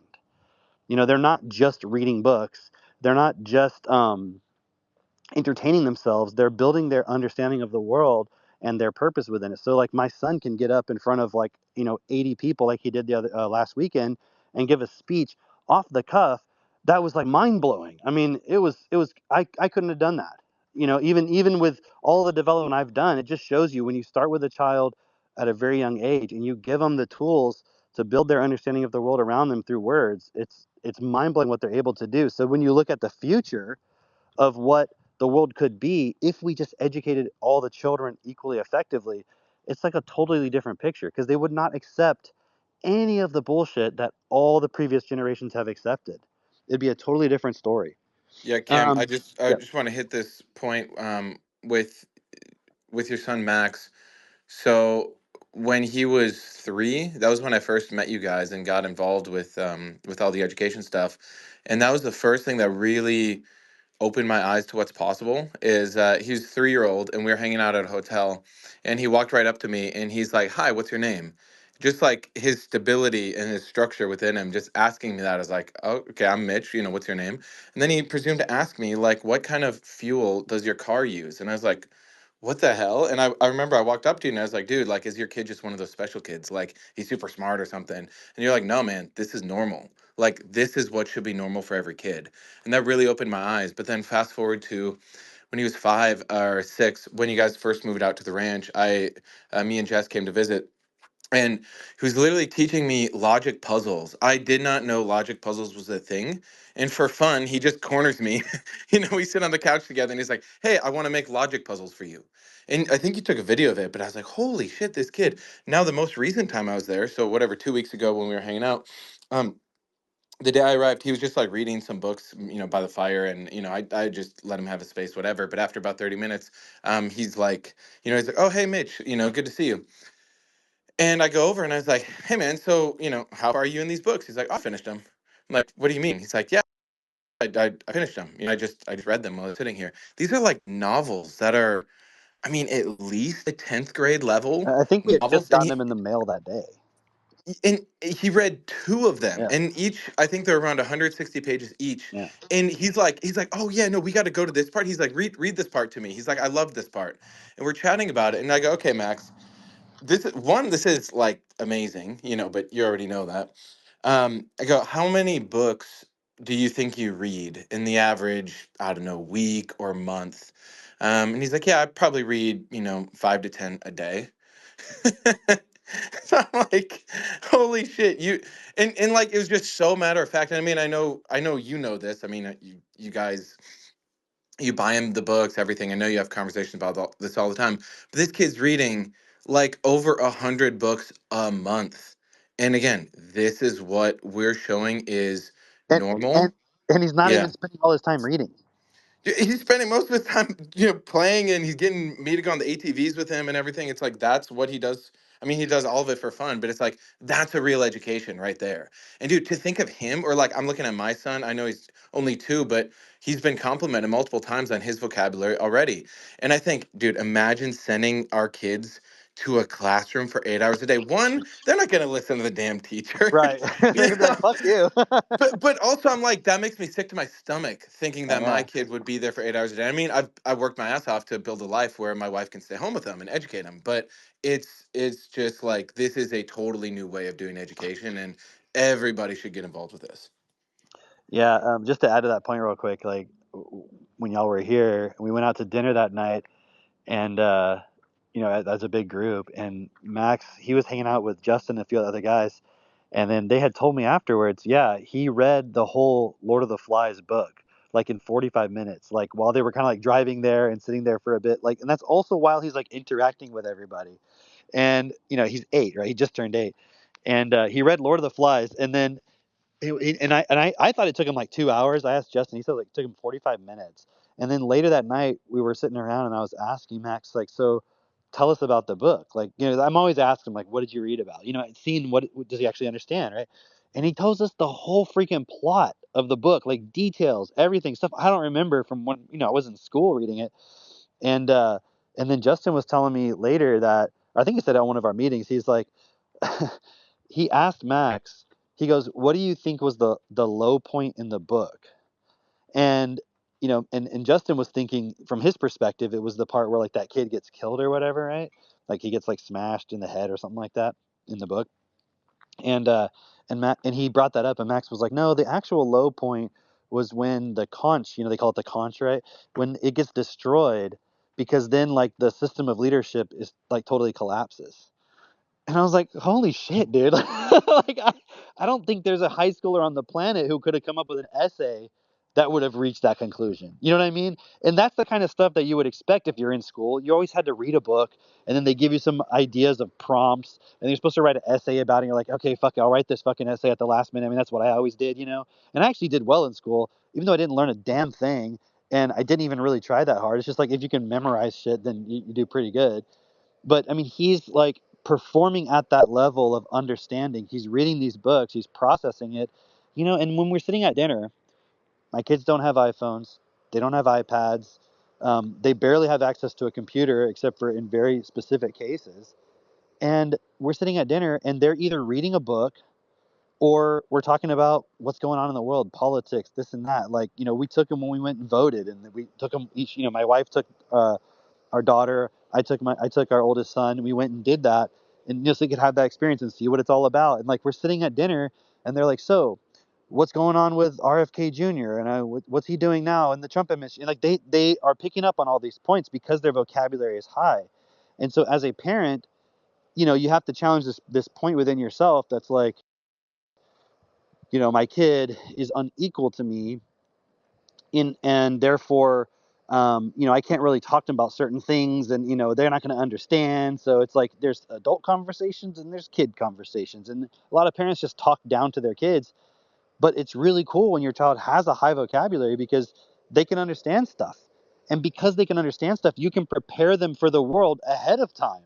Because, dude, I mean, I'm sure everybody on this call would agree, like when I turned 18 and I had to go, quote, out into the world, I was like, what the fuck's going on? I mean, maybe some of you like were a little bit more street smart or fucking world aware than I was.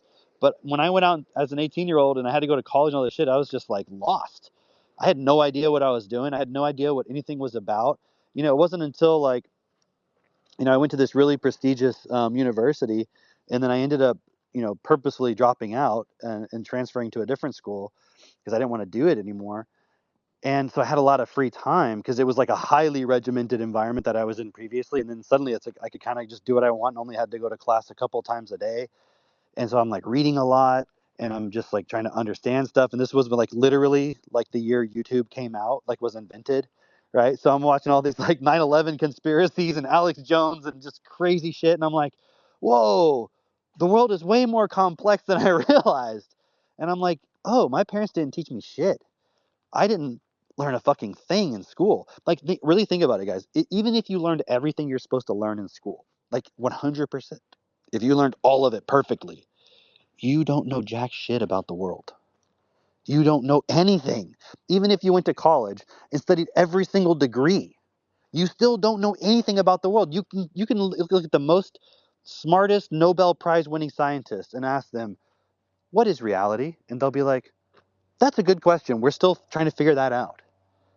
So the idea that you can go to school and just memorize all the stuff that they're telling you and think you know anything is a joke, because that presumes that the people who wrote the books know everything. They already know it. And what we're finding out, what's being exposed now, is that everything our world is based on is all a bunch of lies. That doesn't mean there's like zero truth in it. There's some, but the only real truth that you find in a lot of this information is just something where it can be practically applied. But then even in those cases, you have to be careful, because Like look at like medical type stuff, right? Oh, it saves lives, but then you realize, oh, that was propaganda. They were just lying, and they just knew how to manipulate everyone to believe that. I mean, you go back and look at all these different things that have happened, wars. What was the cause of the Vietnam War? It's like, well, have you heard of the Gulf of Tonkin? They didn't fucking tell you about that in school, or if they did, they didn't emphasize it. Did they tell you in World War II that we knew the Pearl Harbor attack was going to come, and they allowed it to happen? They didn't fucking tell you any of that stuff. So you start to realize, like, okay, even if I put my kid in school and they learn everything in school, when they get out of school, let's just fast forward 2035, 2040, 2045, there's going to be robots everywhere. There's going to be chat GPT, 70.0 or whatever. Like, what the hell is your child going to be learning? Like, or not even what are they going to be learning? What is it that they're going to need to know? I mean, already I can go on a chat GPT and it's smarter than the average person. Now they may not have, the studies may say one thing or other, I don't know, but it's pretty obvious. Like you can go on there and ask this thing, like, give me a 7-letter sentence, all starting with the letter C, every word, about crayons, and it'll just like do it like immediately. You can give it like an entire article and be like, write a song about this, and without hesitation it'll start writing a song right there in real time. And then you'll be like, I don't like that style. Make it a rap. And then suddenly it'll be, oh, here you go. Here's a different version. And it's like a rap song. And then you can take that and you can go put it in like in a music program. It'll make this like top 40 sounding song. And I'm like, okay, the education system was literally designed to make a bunch of workers for factories. That has not changed. Now they're making robots, literal robots, to do all that kind of stuff. And AI that can answer any question, come up with creative stuff, write papers, do all the research, all that shit. What are people going to do? And this is the thing, that it's not just about, you getting ahead and finding the competitive advantage. And, yeah, obviously having a really effective vocabulary and reading ability like my kids have would give you a competitive advantage. But the last point I'll say, and then I'll pass it to somebody else, whoever wants to speak, is the one thing we always emphasize to our kids, especially Max, because he was our first son, was like, hey, yes, you're really smart. And yes, people are going to tell you that. It's obvious. But don't abuse that point and realize anybody could be as smart as you. It's just a matter of your vocabulary. It's just a matter of your education. And you should, if you want to develop a character that's best, you should take it upon yourself as your responsibility as you mature, as you get older, right? Because you're not going to put a whole burden of the whole world on a small child, right? But if you're developing your sense of purpose and who you are in the world, as you get older, it would make sense to make it your responsibility to stand up in this world and support other people to be as smart as you are. Because if you don't, then, I mean, what are you going to do? You're just going to have to treat everyone like slaves. And I don't want my child to grow up in a world where everybody is inferior to them. But at the same time, I'm not going to, as a parent, be like, well, I don't want him to stand out and, all that, so I'll just make him dumb, which you hear a lot of parents do. They'll be like, well, I don't want my kid to be too smart because, then they won't have any friends at school. And it's like, well, what if all the friends were smart too? That would be a much better solution than dumbing your child down, because I guarantee you the elite do not think that way. They're like, dude, if I can make my kid as smart as hell and they can just enslave everybody and dominate them, that's great. Awesome. Good. Do it, because they don't believe anybody else can be educated effectively. That is the whole problem. Okay, so I don't see anybody else with the speaker hand raised. I see Connor's there. He hasn't said anything. He's a speaker. Did you want to say something, Connor? Yeah, or Sam. Sam's on there? Okay, yeah. I had messaged him earlier. Sam, did you want to say something? Can you hear me? Yeah. Yep. Yeah, just on that point with Max, I saw that like in real time where I was on the swing. So we were down in Texas, and I have a 3-year-old, and we were on the swings, and it was my 3-year-old, and then Max sitting there, and Max started asking him some questions, and it's really interesting because a lot of times when like Koa's not very shy around really anybody, but I think like when he's first meeting somebody, he's a little bit more timid, but there's none of that at all. And it was cool because Max was asking Koa some questions of, hey Koa, like, what's your name? Just getting to know him, stuff like that. And then he was like, have you ever played chess? And Koa was like, yeah, I know some pieces here and there. And then Max was like, well, I could show you how to play chess and teach you some things. And, I think that's probably like a normal thing.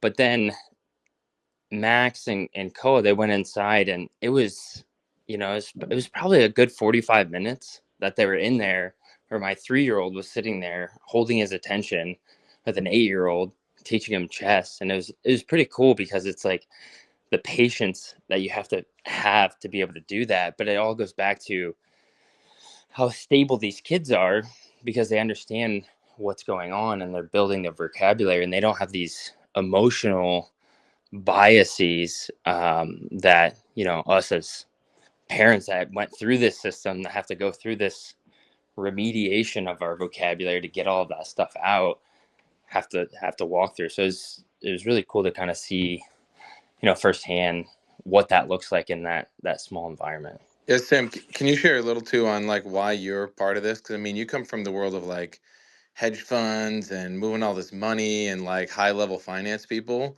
And I know that not that you left that behind, but I remember a couple years ago, it was like you seemed to really see the purpose and you picked it up really quick.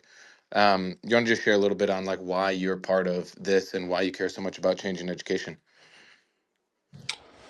um yeah, so I was really pushing the point of trying to make money, and trying to make a lot of money. I had a little bit of success, you know basically raising capital.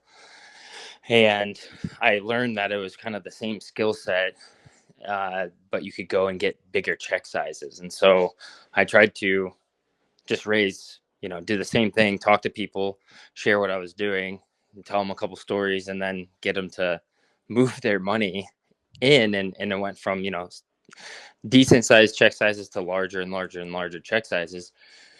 And as I moved up that, the pattern that I realized was, as the check sizes got larger, the relationships completely diminished, right? And it was so much attention going into the the money, and like greed and all of these things, and there was no principles of like what people were standing on. And I didn't even know what principles were really up until that point, or at least how we're living them now. But it was like there was just something that felt very strange, and I felt like I was always looking behind my back to like make sure, okay, is this guy gonna fuck me over? Oh, no, no, okay, good. Okay, is this guy gonna fuck me over? I don't, is he? I can't really tell if he is. And there's like just complete paranoia. And then I could sense it all just kind of falling apart, and the relationships that people were saying the whole time, like, no, no, no, man, we got your back. Like, we're in this for the long run. We're really trying to do something big here, blah, blah, blah, blah. But you could just sense like, no, they're just, it's just talk. It's just lip service to what they're doing. So when that started to fall apart, that's when I reached out to Mitch. And I was already trying to change my mindset of like, okay, I want to actually somehow be able to give back, because I was still thinking that, I was going to make a ton of money. But then I was like, okay, well, what's the next point? Like, you make all this money, but then if you have no purpose of what you're going to do with the money, I was thinking about just trying to give back. And it was just an ego point of like, oh, so I could get more attention. But it was cool because Mitch was like, yeah, this community, we really stand on principles. We're actually trying to change the system, and we're trying to do it, by changing the foundation of the system, which is education. I was like, I have no idea what that means, but there's something about what you're saying that makes sense. And I had kids at the time, I had just had Koa, and it was just kind of like, okay, cool. Like, there's nobody else telling me that, they're trying to change the system and get out of this self-interest thing. I've never even heard that before. So, I mean, what do I have to lose? Like, I know these relationships that I'm surrounded with right now are, based off of, I mean, they're sinking sand. Like, there's nothing there. It's just fugazi. But I had a little bit of that awareness to be able to see it. So that was my starting point of jumping in, of like just the relationship point of actually having people around you that give a shit and they want to do, what's best for everyone. Awesome, man. Thanks for sharing. Right. Does anybody else want to say anything? Anybody want to add to the conversation? Yeah, absolutely. If I can, it's gonna be quick and short. I was just thinking about how it's even a slap in the face that whoever is behind orchestrating all of these robots is trying to make us compete with that, when if you look at the population in the world, like, we have enough people to actually do the work, to actually be properly educated and do what's best for all. But it's like to show us that, or most people, that you're not smart enough and you're all in a loop and a program. We're going to actually show you robots are smarter than you. Robots that are created by humans become smarter than humans. And it's like, it's just mind blowing. And if I can also take you back to, and I'm speaking for myself too. I remember in Miami, it was my first event. It was actually Cameron who was speaking about, if you care about money, raise your hands, or if you don't care about money. And it's like, I'm freaking 35 years old. And for the most part, until he said that, I always thought I didn't care about money. Like, I don't have a problem with money, but it's like when he said that and made me understand I have to care about, I'm like, I do care about money, but for that long, I didn't even understand because my vocabulary wasn't in the right place. And I'm like, how the fuck did I not know that? So it's like, the current system's not working. We need to change it. They're not going to show us how to change it, and I think this is how we're going to change it. Okay. Yeah. Thanks for sharing Awesome. that. I love that point you made about the robots too. It's exactly how I see it. It's like every day, because I pay attention to these things. I'm like watching all these YouTube videos. I'm just always focusing on what's going on with AI and robotics. And it's like every day, every week, oh, this new thing with robots, this new thing with the AI. And I'm like, we're literally pouring billions and billions and billions of dollars showing how smart we can make robots and computers. And we're just totally giving up on human beings. And the point you're saying is just to reiterate, it's like, okay, so what's going to fucking happen to all these billions of people when the robots just do everything? So if the whole idea is, well, we can't have a system that's best for everybody because then we'd have all these lazy people. Like, well, okay, but we're literally trying to replace them right now. So how does that make any sense? So you have to really wonder, like, what is the agenda there? But regardless, even if there's no like sinister, okay, well, we're going to get rid of all those people, even if it's just like, well, let them fend for themselves, well, then we have a big problem on our hands. Because when you have a bunch of people with a lot of time on their hands and no education, that's when you get a lot of crime. That's when you get a lot of violence. And if that's inevitable, that means the elite would know that, which means they're probably going to be putting in place systems right now to control everybody to prevent that violence, or to be able to determine who might be a risk or a threat to the system, and be able to like literally control, lock down your money, lock down your behavior, lock down your access to things. I saw like in Britain they're doing this, what was it called, Mitch? What was it, like respect orders or something, where it's like you can literally Yeah. ban people from going into a certain area even if they've never done anything, and then by them going there, then now they've committed a crime. It's totally insane, like Minority Report pre-crime 1984 level shit. So as much Dude, as it's like education is about yourself and getting a better life, it's like, no, we need to educate everybody, otherwise we're all fucked. Ashley, can you guys hear me again? Yeah. Yep. Ashley was telling me they're doing these things in school where I don't know, it was her friend, and she was saying how, I think she's in kindergarten, maybe first grade, but in the hallways they're not allowed to talk. And there's a name for this, I just don't know what it's called, but it's like you have to hold two fingers up as you're walking through the hallways. There's no talking, right? Two fingers up like in a peace sign.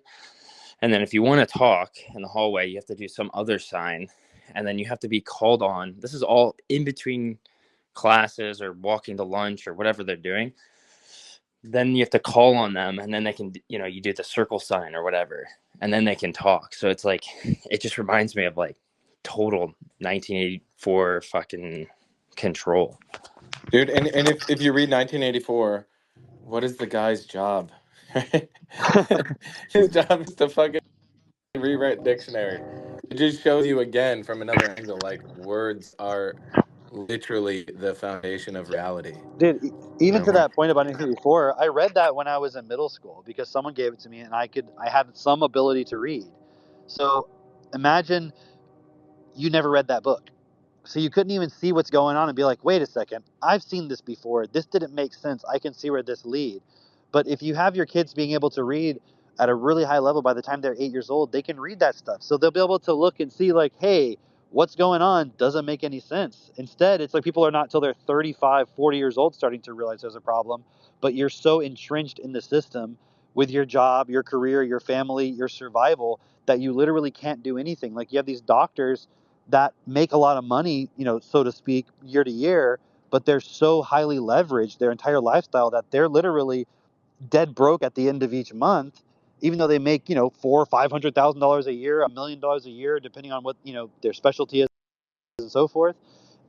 And they will never stand up and say, hey, you actually shouldn't take this experimental drug, or you shouldn't try this therapy, or you shouldn't do this. You should try an alternative route. Because if they do, they get cut out of the system and then they're totally screwed. And everybody's operating from that perspective.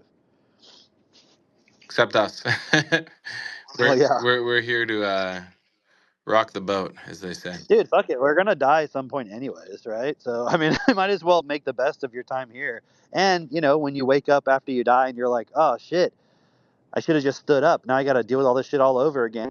I mean, then you're going to wake up and realize then, I guess, but it's going to be a lot harder. So you might as well do Yeah, it now. yeah, 100%. Alan, I see you got your hand up. Yeah, just what you guys were talking about and hearing Sam's story. I just wanted to share a bit of my own personal story to kind of reinforce something that Cameron was saying earlier and has come up a few times in the conversation of like, hey, doctors, lawyers, people who are in the expert or authority position in the system are they're kind of just people that memorized a bunch of stuff from a book that was sponsored by somebody with a lot of money and a lot of incentive to create this book. And they just memorize that stuff. And basically when they're prescribing you things, it's just like, oh, like, what does the book say? Because like the education system that we have, doesn't it just filter out the people that are really good at memorizing things? Yeah, exactly. Like that, right? So one thing that I actually came up against this really personally, and that's been I've had a lot of problems since I was like 14 with running, walking, all these physical problems because I had something called external tibial torsion, and that just like fancy words that mean that your whole shin on the right leg, for me it was on the right leg, your whole shin, and that includes your foot, is like twisted 15 to 20 degrees to the right. So it's like you wouldn't necessarily notice it if you're just looking at the person, but when you really when you live with this for a long time, it can create a lot of problems. And I went to a lot of doctors and a lot of physiotherapists for this, and I had people prescribe to me get this insert because I had foot problems, or do this treatment where you stick a bunch of needles in your leg, and do that for like 6 months. So I did all these different treatments that they're like, do this, do that, do this, do that. And then it came to the point where it's like, all right, well, so they told me if you want to permanently fix this, you have to go get surgery for it. And I'm like, all right, well, I don't want to do that. I'm just it's not such a big problem right now, so I want to put it off for later. And I waited, I don't know, 5-6 years. And then recently when I'm starting to really get into the working world and going out there, and a lot of the stuff that I do is on my feet, it became a real problem. And I had like weeks where I just couldn't walk because I had terrible knee pain, and I had, bad foot pain. I'm having all these problems on that leg. And I'm faced now with a point. I was faced at the time with the point of like, hey, now I gotta go get surgery. And I did the Google search. How do you heal this? You put in how do you heal tibial torsion, and then you get all these results come up. You can see these YouTube videos of people giving you advice. And I went through all the forums. I went through all the comment sections, and I'm like, oh, please, somebody give me some hope. Somebody tell me that I can heal this without getting surgery, because a surgery like this can knock you out for a year or 2 years straight. Like you can't do much because you're in rehab. I didn't want to lose that time. And it took me a long time, but I had to re-educate myself to let go of this point of authority that everybody has. And I had to start really learning and understanding the words of what is the condition I have? Why does it exist? And over time, I built a really clear understanding. And once I really understood it, and I kind of let go of this point of, hey, I need to listen to an authority and only the authority can tell me what to do. That's when I was actually able to correct it by myself through exercising, through a few certain exercises you can do to reposition it. And all the experts that I talked to, none of them could tell me this. It was me doing tons of research by myself, tons of work, even on an emotional level, because we all go through a system that teaches us to listen to authority. So it's difficult when you first start challenging this. Oh, like the doctor told me to do this, so he must be right. And you start trying to figure out, okay, like how do I figure something out myself if I've never been taught to lead myself or direct myself? And I had to go through this whole process of re-educating myself. And at some point I figured it out, and I was able to straighten it out completely by myself. And now when I go back and I read through all this information about the condition that I have, it's really clear to me that like these people really don't know what they're talking about. A lot of the time it's just or had, by the way, because it's straight now. I walk straight. Like a lot of it's just kind of like they memorize, if this condition is present, I prescribe this. If the person has this problem with their foot, I give them inserts.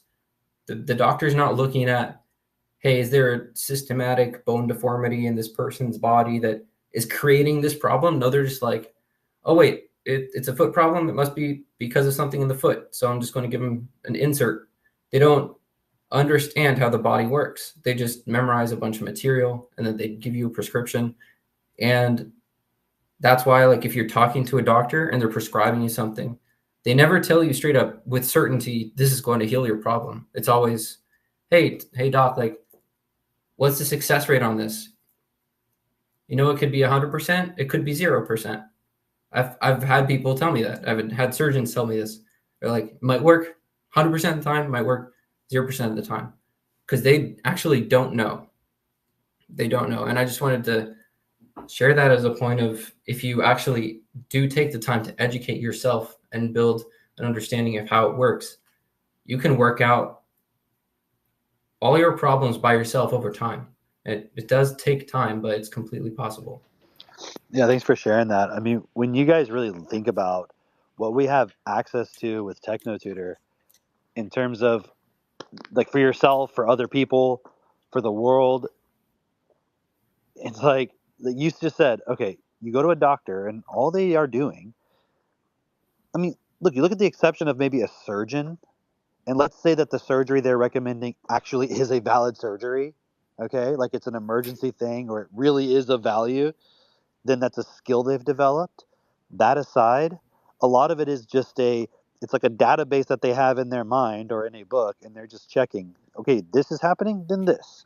They don't really understand the underlying cause. And somebody might be like, how dare you question the medical system? It's like, okay, but go somewhere like China or somewhere else where people are also just as healthy, if not more, and they have a totally different way of doing things. So it just shows you, like, just because you live in America or Europe or the West or where the fuck you live, you think that the doctors are, just because you've been programmed that they're so superior to you, they make a lot of money, they went to so much school, they must be better. It's like, no, they're literally just memorizing information. I mean, imagine if you went to a school and you said, hey, I have this problem. I don't understand math or history. Should I come to your school and you're going to teach me? And they were like, well, you could just read the books. I mean, that's literally what the doctor could have said. They're like, look, you could just read the books that we have. Like, why can't you read it? But again, going back to the fundamental problem is like our self esteem towards understanding words and reading books is so low because we just don't understand the words. Like, quite literally, we don't understand them. So when we look at it, we're like, there's no way I could understand. There's no way I could process this. There's no way I could come to any conclusions. No way I could understand what it's saying. I mean, you can't.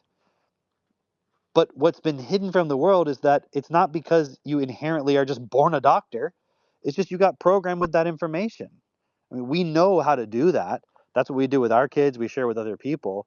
And I mean, obviously, it's like other points we can go into. But at the end of the day, just by equalizing the point where people can understand things, suddenly, it's in a way, I guess it's a threat to the system from a certain perspective because I guess if you're the system, let's say you're just like this machine and you just run off all this energy, you're like, oh, fuck, like if nobody sees me as the authority and no one is just giving me energy constantly, I'm going to die. And it's like, no, that's not going to happen. We still need a system. It's not like we can't have any system. Like, I don't want to think about, every day, where am I going to get, enough calories to survive, like to exist. It'd be nice if there's grocery stores or something like that. It would also just be nice if the companies that were putting the food in the stores or the supply companies or whoever's involved in all of it was at every level not having to think only about, is this just good for our profits so we can survive? Because if we don't survive, somebody else is going to, dominate our market or our industry and they're going to destroy us. Just like, I think Alan was talking about earlier with the zeros or the game theory stuff, right? It's like, well, we have to compete. I mean, what if we literally could just make decisions based on what would be the very best thing that I could do that everybody who's affected by my decision would have the best impact on them? I mean, if everyone did, that's not communism, by the way. Just for anybody out there who's like, not understanding it, that's not communism at all. That's literally just common sense. That's literally, okay, if I do the best thing, then the outcome would be best. And the only objection you could possibly have to that is, well, how could I possibly understand every single detail of reality to know if every action I took was best or not? It's like, well, maybe you don't have to. Maybe if everybody had a high effective vocabulary education and everybody had that same starting point of whatever you're doing, make sure it's best. I mean, wouldn't that kind of make things run a lot better? And could there still potentially be problems? Of course. But right now, there's problems because we're deliberately causing problems, like knowingly, deliberately doing things that we know are not best, that we know don't make sense, trying to survive in a world where we know we're going to die for no reason whatsoever. And literally, like Alan was saying too, like it's been in all of the books, like all of the religion books everywhere. It's like, hey, if you give as you want to receive, that would make heaven on earth. And everyone's like, yeah, I hear what you're saying, but I'd rather just kind of pray to this God and then he's going to bless me and I'll go to heaven later. And that's a total fantasy. And again, the only way you could possibly believe something like that is by somebody telling you that story with words, which means you didn't understand the context of the words. You were emotionally influenced by them. And somebody fucked with your mind when you were a little kid and had you believe in fantasies and never corrected them. Like our kids, part of their education process, we don't fucking lie to them about Santa Claus. They know about Santa Claus. They understand it's a character and people pretend about it, but they don't believe in it. And you might say, well, oh, you're taking away the magic of childhood. So imagine you have a Christian and, maybe they're down with Santa Claus. It's not a problem for them with their religion, whatever.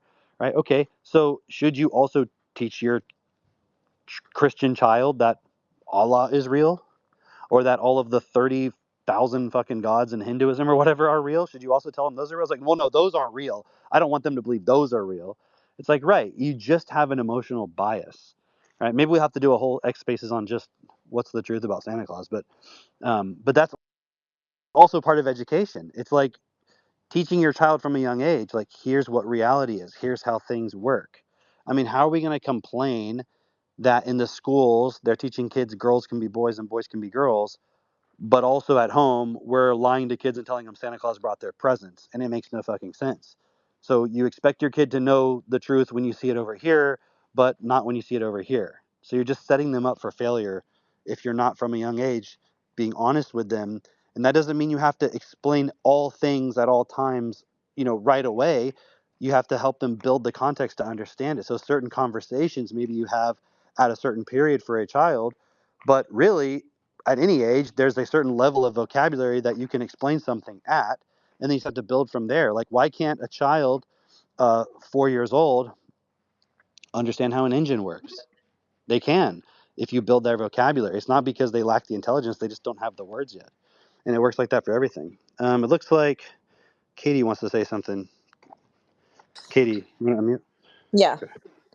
I just wanted to share from the perspective of like, for a lot of us when we were kids, we knew there was something weird about the education system, especially if we went to traditional school. Like, I know for me, I mean, my parents were moderately intelligent. My mom was a university professor, but they put me in school. And I think they made their attempt on a surface level to put me in the best school that they thought that I could get into, you know. I actually went to the same elementary school that Jeff Bezos went into back here in Houston, back when it was you had to test to get in or whatever. But I got the lowest score on the entrance exam. Like, I was lowest of the smart kids at this smart school, right? But even there was nothing fundamentally that they were teaching kids that were different. That was different. It was that a lot of the kids were from wealthy families in Houston, and that was kind of the baseline of their education. It wasn't like the actual schooling was different than the other public schools in Houston. And I'm really seeing this point of, now that I'm a parent, how the education system is like a generational curse. We participate in it. We saw issues with it when we were kids. We saw, like, we're not really learning any things. We don't like having to just, walk down the hallway in silence. We don't like having all these tests that we're taking, and we don't understand why we're taking it. We don't understand why we're learning certain things that maybe we're not interested in today. We don't understand why we have to be quiet in class, why we can't talk to each other. I was constantly getting in trouble for like talking and, speaking out, asking the teachers questions and all those kinds of things. And so, there was a realization I had at a certain point when I was in high school, when I started reading. I was doing very poorly, like almost failing high school. But there would be things I was interested in that I would do really well in. And I started to just decide that, okay, I'm going to study these people who I'm really interested in. Like, I'm fascinated with Richard Feynman. I'm fascinated with Albert Einstein. I'm going to read their autobiography, or, their biographies and their books that they've written, and learn about them and figure out how they think. Because I was so fascinated with this point of, my whole life I've been surrounded by people who, according to the school system, are a lot smarter than me. And why am I not smart enough? Why can't I keep up? Why am I always kind of struggling with this, even though I show a lot of ability in things that I'm interested in? Why can't I keep up with this system that I'm in? And so I was like, well, let me study these geniuses in our world that the whole entire world system accepts as geniuses. Let me figure out, how do they think? And just through that process of reading and realizing that I can read and learn all this information, I did so much better. Again, only in the classes that I was actually interested in, because that's where I was able to put my focus. But something that I really realized, though, is that because that reading ability was not facilitated when I was younger, when I was very young, by the time I was in high school, I was already at a detriment. I was already behind. So, as much as I was studying and as much as I was trying to read and keep up, I really struggled still to accomplish everything that I wanted to accomplish, to understand everything that I wanted to understand. I was always feeling like I was losing information, like I really couldn't hold on to it, I couldn't grasp it, I couldn't process everything. And it's interesting because Now that I've become a parent and I've really focused specifically using TechnoTutor to increase my vocabulary, and then I've supported the kids to do that from a super young age and watch them just skyrocket in their ability. I just want to share like how much bliss I experience on a daily basis, just from watching my children be so highly educated and them having the space and time to not be in that restrictive education system. That again, a lot of it is diverting attention away on things that are totally irrelevant to teach you how to comply, to teach you how to behave, to teach you what it's going to be like when you're sitting in an office or you're sitting in a factory or whatever it is. And I think it can be really hard for people who saw that in their own experience in the education system, but then they just kind of get swept up in the whole thing of, okay, I'm just going to go get a job. I'm going to have kids. I'm going to have a life. But, we're just going to accept, again, that authority that you guys have been talking about, that I can't educate my kids because I just really can't keep up. And I just, again, that feeling that I had in high school, which was I'm really just lacking this ability to process information. And I don't believe there is a way fundamentally to change that, even though I'm really pushing myself to try harder and harder. And then you just put your kids back in that same system, not realizing like you're going to end up with the same output and even worse when you look at the way things are moving in our education system. And I really appreciate, man, the books from John Taylor Gatto are so supportive with this concept of like when you decide to not just plug your kids into that system, when you decide you're going to bring them home, when you have tools like what we use at our house, like TechnoTutor Daily, where they can build their vocabulary so much, then you get to do a totally different dynamic when it comes to education. You get to have so much fun in your home. Your kids get to study everything they want to study. I mean, my two older kids are 8 and 6, and they study independently all day long. And they're constantly bringing me everything that they're learning, and they're playing games with it, and they're creating games, and they're playing imagination games with each other with all the things that they learn for that day. And they're at a place where I would have liked to have been at when I was 18, when I was barely graduating from high school and kind of wanting to start my life. They have abilities now that I would have liked to have seen within myself then. And so you can imagine where they're going to be in 10 years with this constant, not just the freedom of not having to just be plugged into a system that doesn't really make a lot of sense, that's just constantly constricting, that's constantly, again, like you all have been saying, reinforcing a system of authority that is not deserved.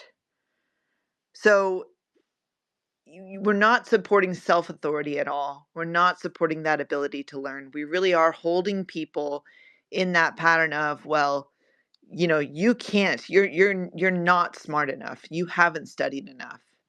And when we look at supporting a whole system, a new generation of kids to have an information processing ability where they really can study and learn everything, and they have the freedom to study the things that they actually are interested in, because one kid may not want to study the same thing that another kid does, but what we have a system that just forces every kid to move at one pace, to move all together, and to study the same things all together. And that really isn't conducive to our world. Like it doesn't make sense on an overall picture, and it doesn't support each individual child either. So how can we be, for example, in America, a country of freedom, a country of, where the individual is important, especially if we're not supporting that in their education? And as a mom, it's so fun. It is so fun getting to watch. I mean, obviously it's challenging too, because you're bringing your kids home and you're not, you weren't taught how to do that. You weren't taught how to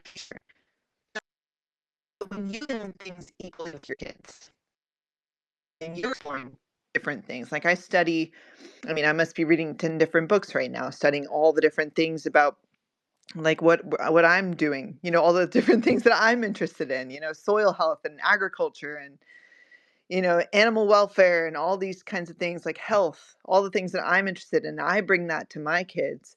And when they get to see me doing that, that's the kind of like home life that's going to create the the people who are the Jesus of our next generation, who are going to be able to actually solve the problems in this world. We want people to be flexible. We want people to, for example, use the technology that's coming into this world to actually support each other to create solutions, not just to end up,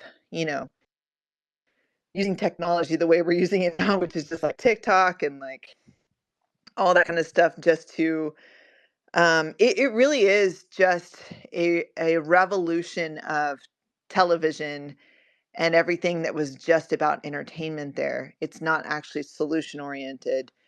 And but the only way that we're going to solve that point is to have children who are really, really smart and parents who are willing to take the leap and go, look, I may not know 100% how to educate you, but I'm going to bring you home and we're going to focus on the basics.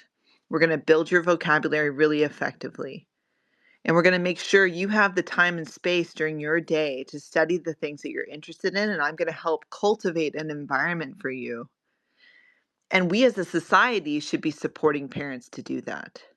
I mean, this really is the solution to change so many things in our human system, is to have parents at home with their children discussing real life things, like how how our earth works, how life works, how plants grow, how animals grow and breathe and live and eat and die, and like how does that actually work in our world, because that's the foundation of everything that we're living for. We tend to neglect all of that. We tend to hide it away. We don't want to pay attention to it. We don't want to teach those things in school, or we'll teach it in a science class where it's like you get 30 minutes to dissect a mouse, and then that's the end, and then you don't learn anything else. It's all artificial, and it's almost as if it's artificial for a reason, so that the average kid, and you probably experienced this when you were in school, you found it boring, you found it not interesting. So if there may have been a spark of interest in you for how life operates, it really is crushed by our education system. And that spark can be reignited by parents at home with their kids.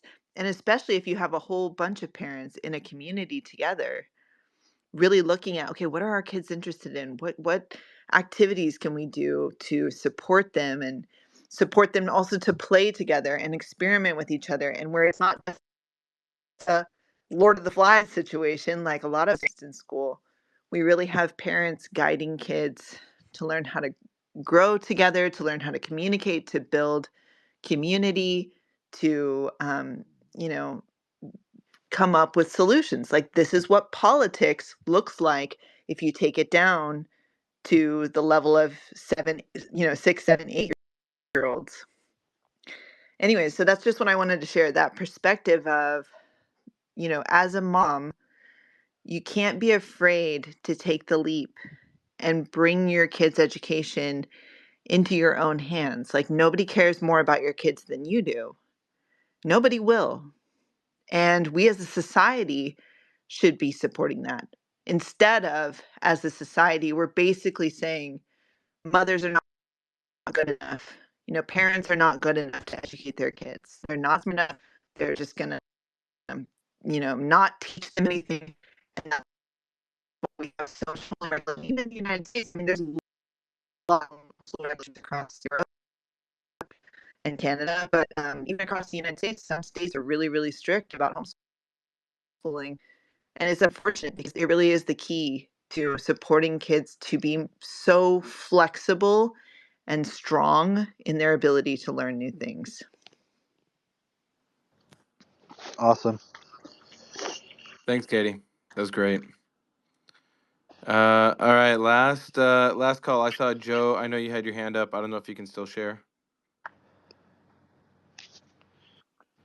Yeah, yeah. Um, a couple things I wanted to share on. First off, can you hear me all right? Yeah. All right, cool. I had one headphone in. But a couple things I wanted to share, and I'll kind of piggyback off what Katie said here too. It's really cool as a father, from a father's point of view, to really see his son develop.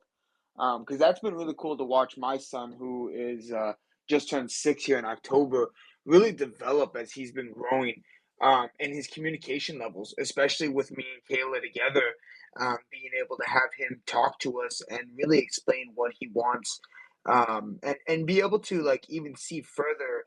Right now he was wanting to learn about the planets, so we put in our TT about planets, and the fun part about it was I got to go in and re-educate myself about planets, because I had to. He's asking me these questions and I didn't know the answers, and I had to straight tell him like, hey, I don't know the answer right now, but I'll get the answer, and I'll come back and we'll be able to talk more about this.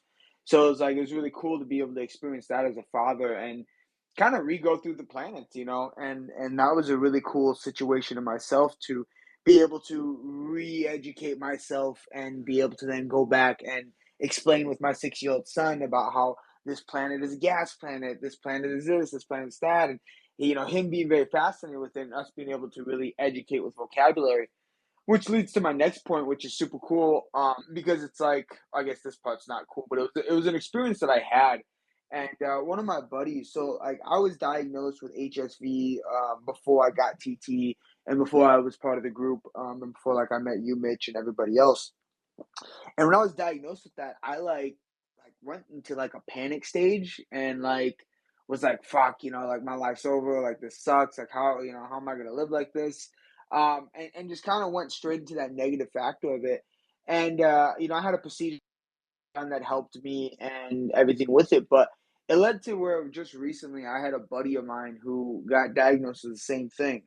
And he like went into like the straight panic mode, and a couple days later they found him dead.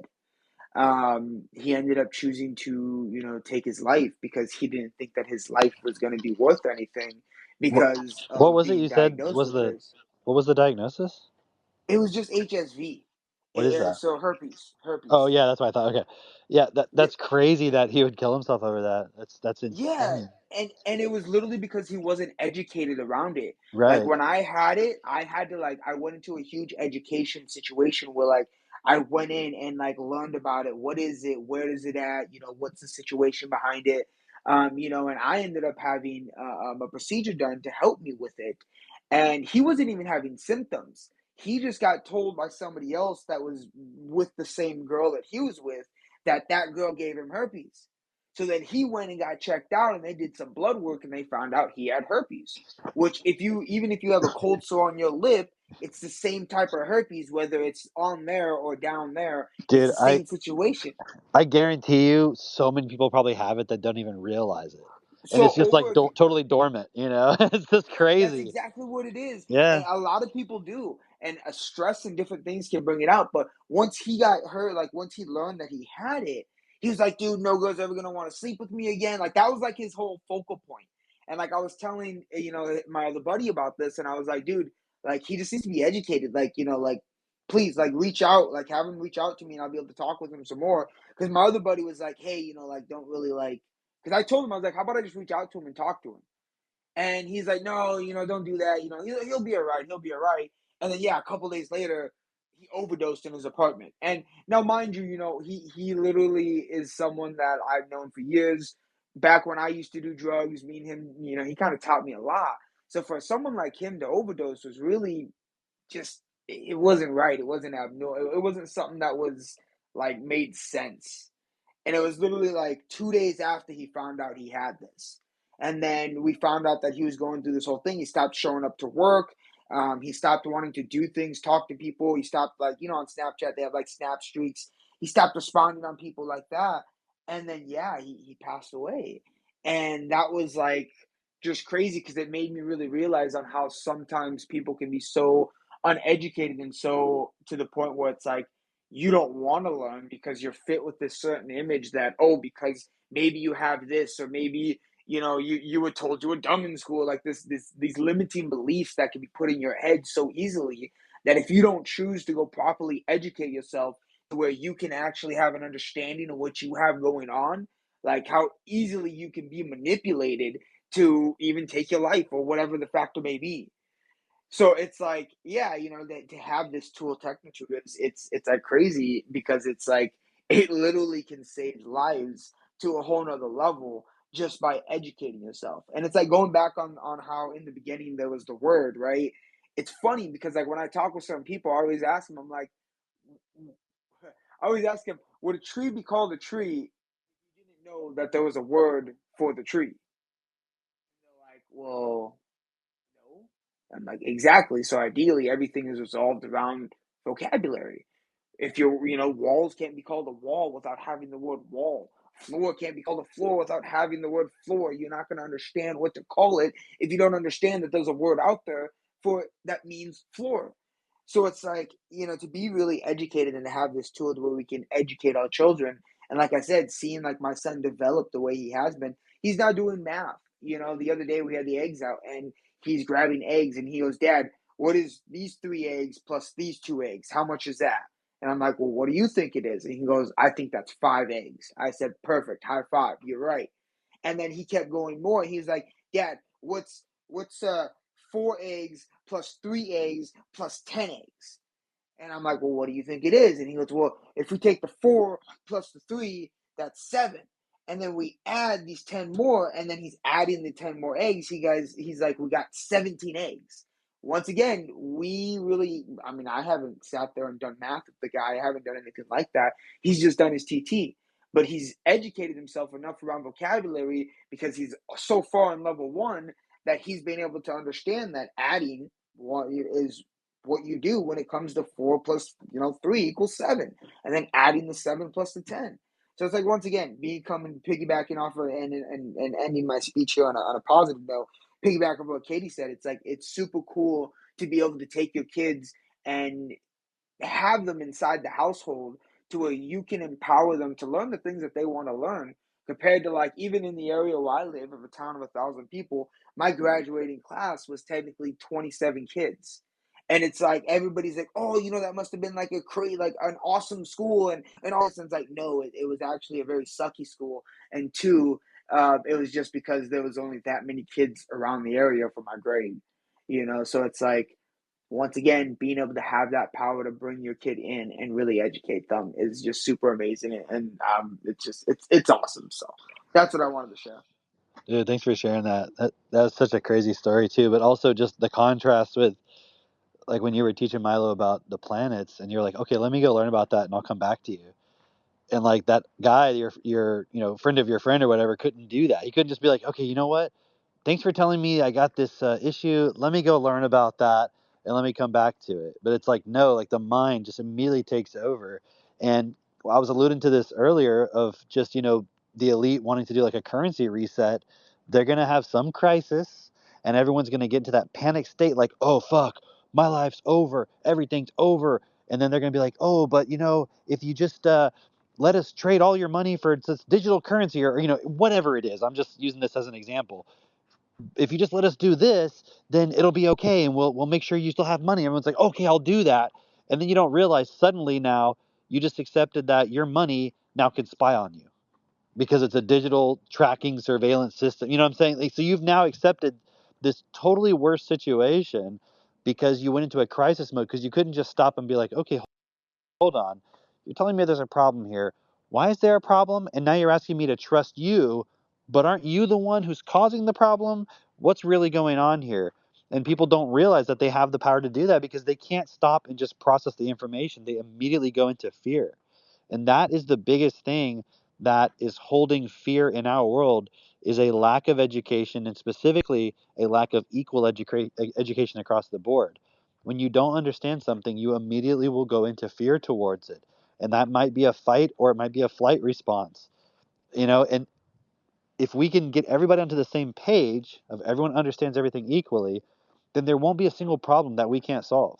Yeah, I mean, there may be like an accident, like a tornado or something like that. But even then, I mean, you go to some of these places like Japan or wherever, and they build their buildings to withstand earthquakes or like floods or hurricanes or whatever the case may be. So a lot of these things, if you have the right words and you can communicate and you can think about problems because you have a high vocabulary, you can solve a lot of the problems that we would even call, acts of God or accidental things or whatever. It's just a matter of vocabulary. Let me see, Mitch. You want to? Just look and see if anyone wants to speak. Do you guys want to wrap it up here, or does anyone else want to say anything before we go? I don't want to drag it on too long, but I think it's been pretty good conversation. I wanted to say something. Go ahead, Chris. Yeah. So I remember door knocking the other day, and I was wondering. I had this thought when I was going down the street to the next house. I was like, I wonder why. You know when we all grew up in like elementary school and everything, we all grew up together, and we seen how like when we got our lunch and everything, we always sat like far apart. I was wondering why we did that. I was like, what the fuck is this? And like I was wondering why parents would do the same thing with their kids too, and just like segregate them from other kids and how they would do the same things themselves. I was like, what the hell? This is not real. This is this, and I wondered to myself, there's something wrong here. Like we need to get more people together, like really communicate really much more clearly, really much more effectively and more strategically, to where people can really see and come together, like what it means to be together instead of just segregating each other because we don't know another person. They're scared of seeing another stranger down the street just because they're coming to their house, knocking at this time, whatever time. And yeah, I just want to add that comment because like we see this in today's today's world too. When you go into grocery stores, where are we going? Like, what is it? Why doesn't anybody ever say anything to anybody? Are you afraid of me? I'm not afraid of you. What are you doing? So yeah, I just want to add that. Yeah, that's a really good point. I mean, how we're actually all afraid of everybody else, but it's because we have an entire system that's constantly impulsing fear, competition, survival. So it's like anybody at any time could be a threat to your survival potentially. And you can pay lip service to it, like you have communities where everyone knows each other's name and all this stuff. But at the end of the day, look at how it works out with countries. Like, why can't Ukraine and Russia just sit down and work it out? Right? Why can't Palestine and Israel just sit down and work it out? But then there's all this other stuff that's going on in everyone's minds and beliefs and opinions and all this other bullshit. And again, all of that comes down to education. It all comes down to words. Like, ideally, there should only be one religion. I know that's not popular to say because everyone has a freedom of religion and freedom of opinion, but there can only be one that's correct. I mean, let's be fucking honest about it. Like, can we be like actual real adults here and be like, there can't be more than one actually, in fact, only one of them can possibly be correct? And if you're like, well, they all have some truth, well, then why aren't we fucking agreeing on all of that? And I would argue that they all do have some level of truth, but that's what the destiny principles that we mentioned in the beginning are. Those are the things that we actually could agree upon. In fact, you don't have to have any belief or bias about it. It actually makes sense. But again, that would come down to a person being able to look at their education, all of the things they've learned, and be honest about, okay, every single word I've learned, where do I have a bias? Like if I look at the word love or the word God or the word money or the word sex or the word friendship or the word brother or whatever the word is, like I have all of these biases and opinions about these words, and therefore another human being who is in fact equal to me, not the same, but in fact equal in terms of value, is like suddenly an enemy just because they have a difference of opinion about a fucking word. And it makes no sense. So that's kind of our responsibility, is to get everybody to understand this and to do the work of re-educating yourself so that we can actually understand what's going on in this world and where our equality actually lies, and get on with making the world actually best for everybody instead of just constant conflict and wars and fighting, all the shit that everybody really doesn't agree with, doesn't like, nobody likes it. And if somebody does like war and conflict and all this shit, that's just a mental disorder and they just need help at the end of the day. But I just want to say this, and maybe we'll just wrap it up here. I was thinking, like, we can do more of these in the future. I don't know in what frequency or whatever. We can look at that. Maybe Mitch and Drake, we can talk about that later. But There's so many topics, like, because it's so hard to stay on topic sometimes. Maybe that's just me, but it's like I want to go into like the economy or religion or just all these different areas because they're all interconnected. But I'm thinking like in the future we can do topics like, what is spirituality really? What is um, money really? Like, what is energy really? I mean, there's just so many conversations that you could have and just bring in the principles and all these points together. But I was thinking we could call like this series of conversations, that we do over the next however long, weeks, years, whatever, the most important conversations in the universe. Let's Because I go. think that's what this really is. This literally right here was the most important conversation happening, period, on the planet. I don't care if you're the fucking national security advisor dealing with Putin and all this other shit. It's like that's all surface level shit that could literally be ended if people just had a conversation and got real about what is real and where is it, what we actually are and who we are and why we're here and what would actually be best. All those problems could be solved overnight. It's not going to be solved overnight because it takes time to educate a child. It takes time as an adult to go back through and re-educate yourself and actually check and see, hey, where are my words misaligned with reality? Because if you're honest with yourself, you didn't fucking sit down and check all of that already. And even the people educating you didn't do that. You just got programmed by the system. That's where you learned every word that you know. So if you're at least buying into the idea that we have of your words are really important, that's the foundation of your education, then the next question should be, okay, so how did I learn all these words? Because I don't remember doing it, and I don't remember anyone systematically teaching me all these words. So how did that happen? And what was the starting point of how that happened? That would be the question I'd be asking, because that leads you to realize, like, okay, you've been programmed by a system on purpose to not really know who you are. And because if you don't know who you are, then you're always constantly feeling like someone is superior to you. That's what holds the whole system of inequality in place. So I'll leave it at that. Maybe Mitch, you want to say a Yeah. few words? Yeah. Yeah, and for anyone listening, like if you think, okay, cool, I see the value of my words, I see that that's important, and then you're like thinking you're going to go read a dictionary, you're going to read a dictionary to your kid. It's like you don't understand how the mind works. And now that could be a future topic that we talk about, but just to put it really simple here, there's your conscious mind, which is like it's like that was us going through school. We were like trying to study, hoping and praying it sticks, but it doesn't stick. So you have your conscious mind, but then you have the unconscious. And that's what's actually running the show. That's the level of education we're talking about. Being able to understand every single word, every single concept, every single idea at that unconscious automatic autopilot level. That's the level that we're talking about, right? And so, yeah, I'll just close it out with we all have a responsibility. It's like we're all this giant puzzle and we're each different puzzle pieces in it. And so I would just ask you today, like, what are you going to do with your piece of it? Because as we can figure this all out and as we figure it out together, we can really create a world that, it's the thing we all want. But it's going to be on each of us to take that responsibility. So thanks everyone for tuning in. This recording will go up. It'll go up on YouTube or whatever. I'll put it on my X profile and on Facebook. And then, yeah, we'll be doing more of these. So thanks everyone. Have a great night. And I look forward to the future. See Yep. you. Thanks, everybody. See you later. Bye.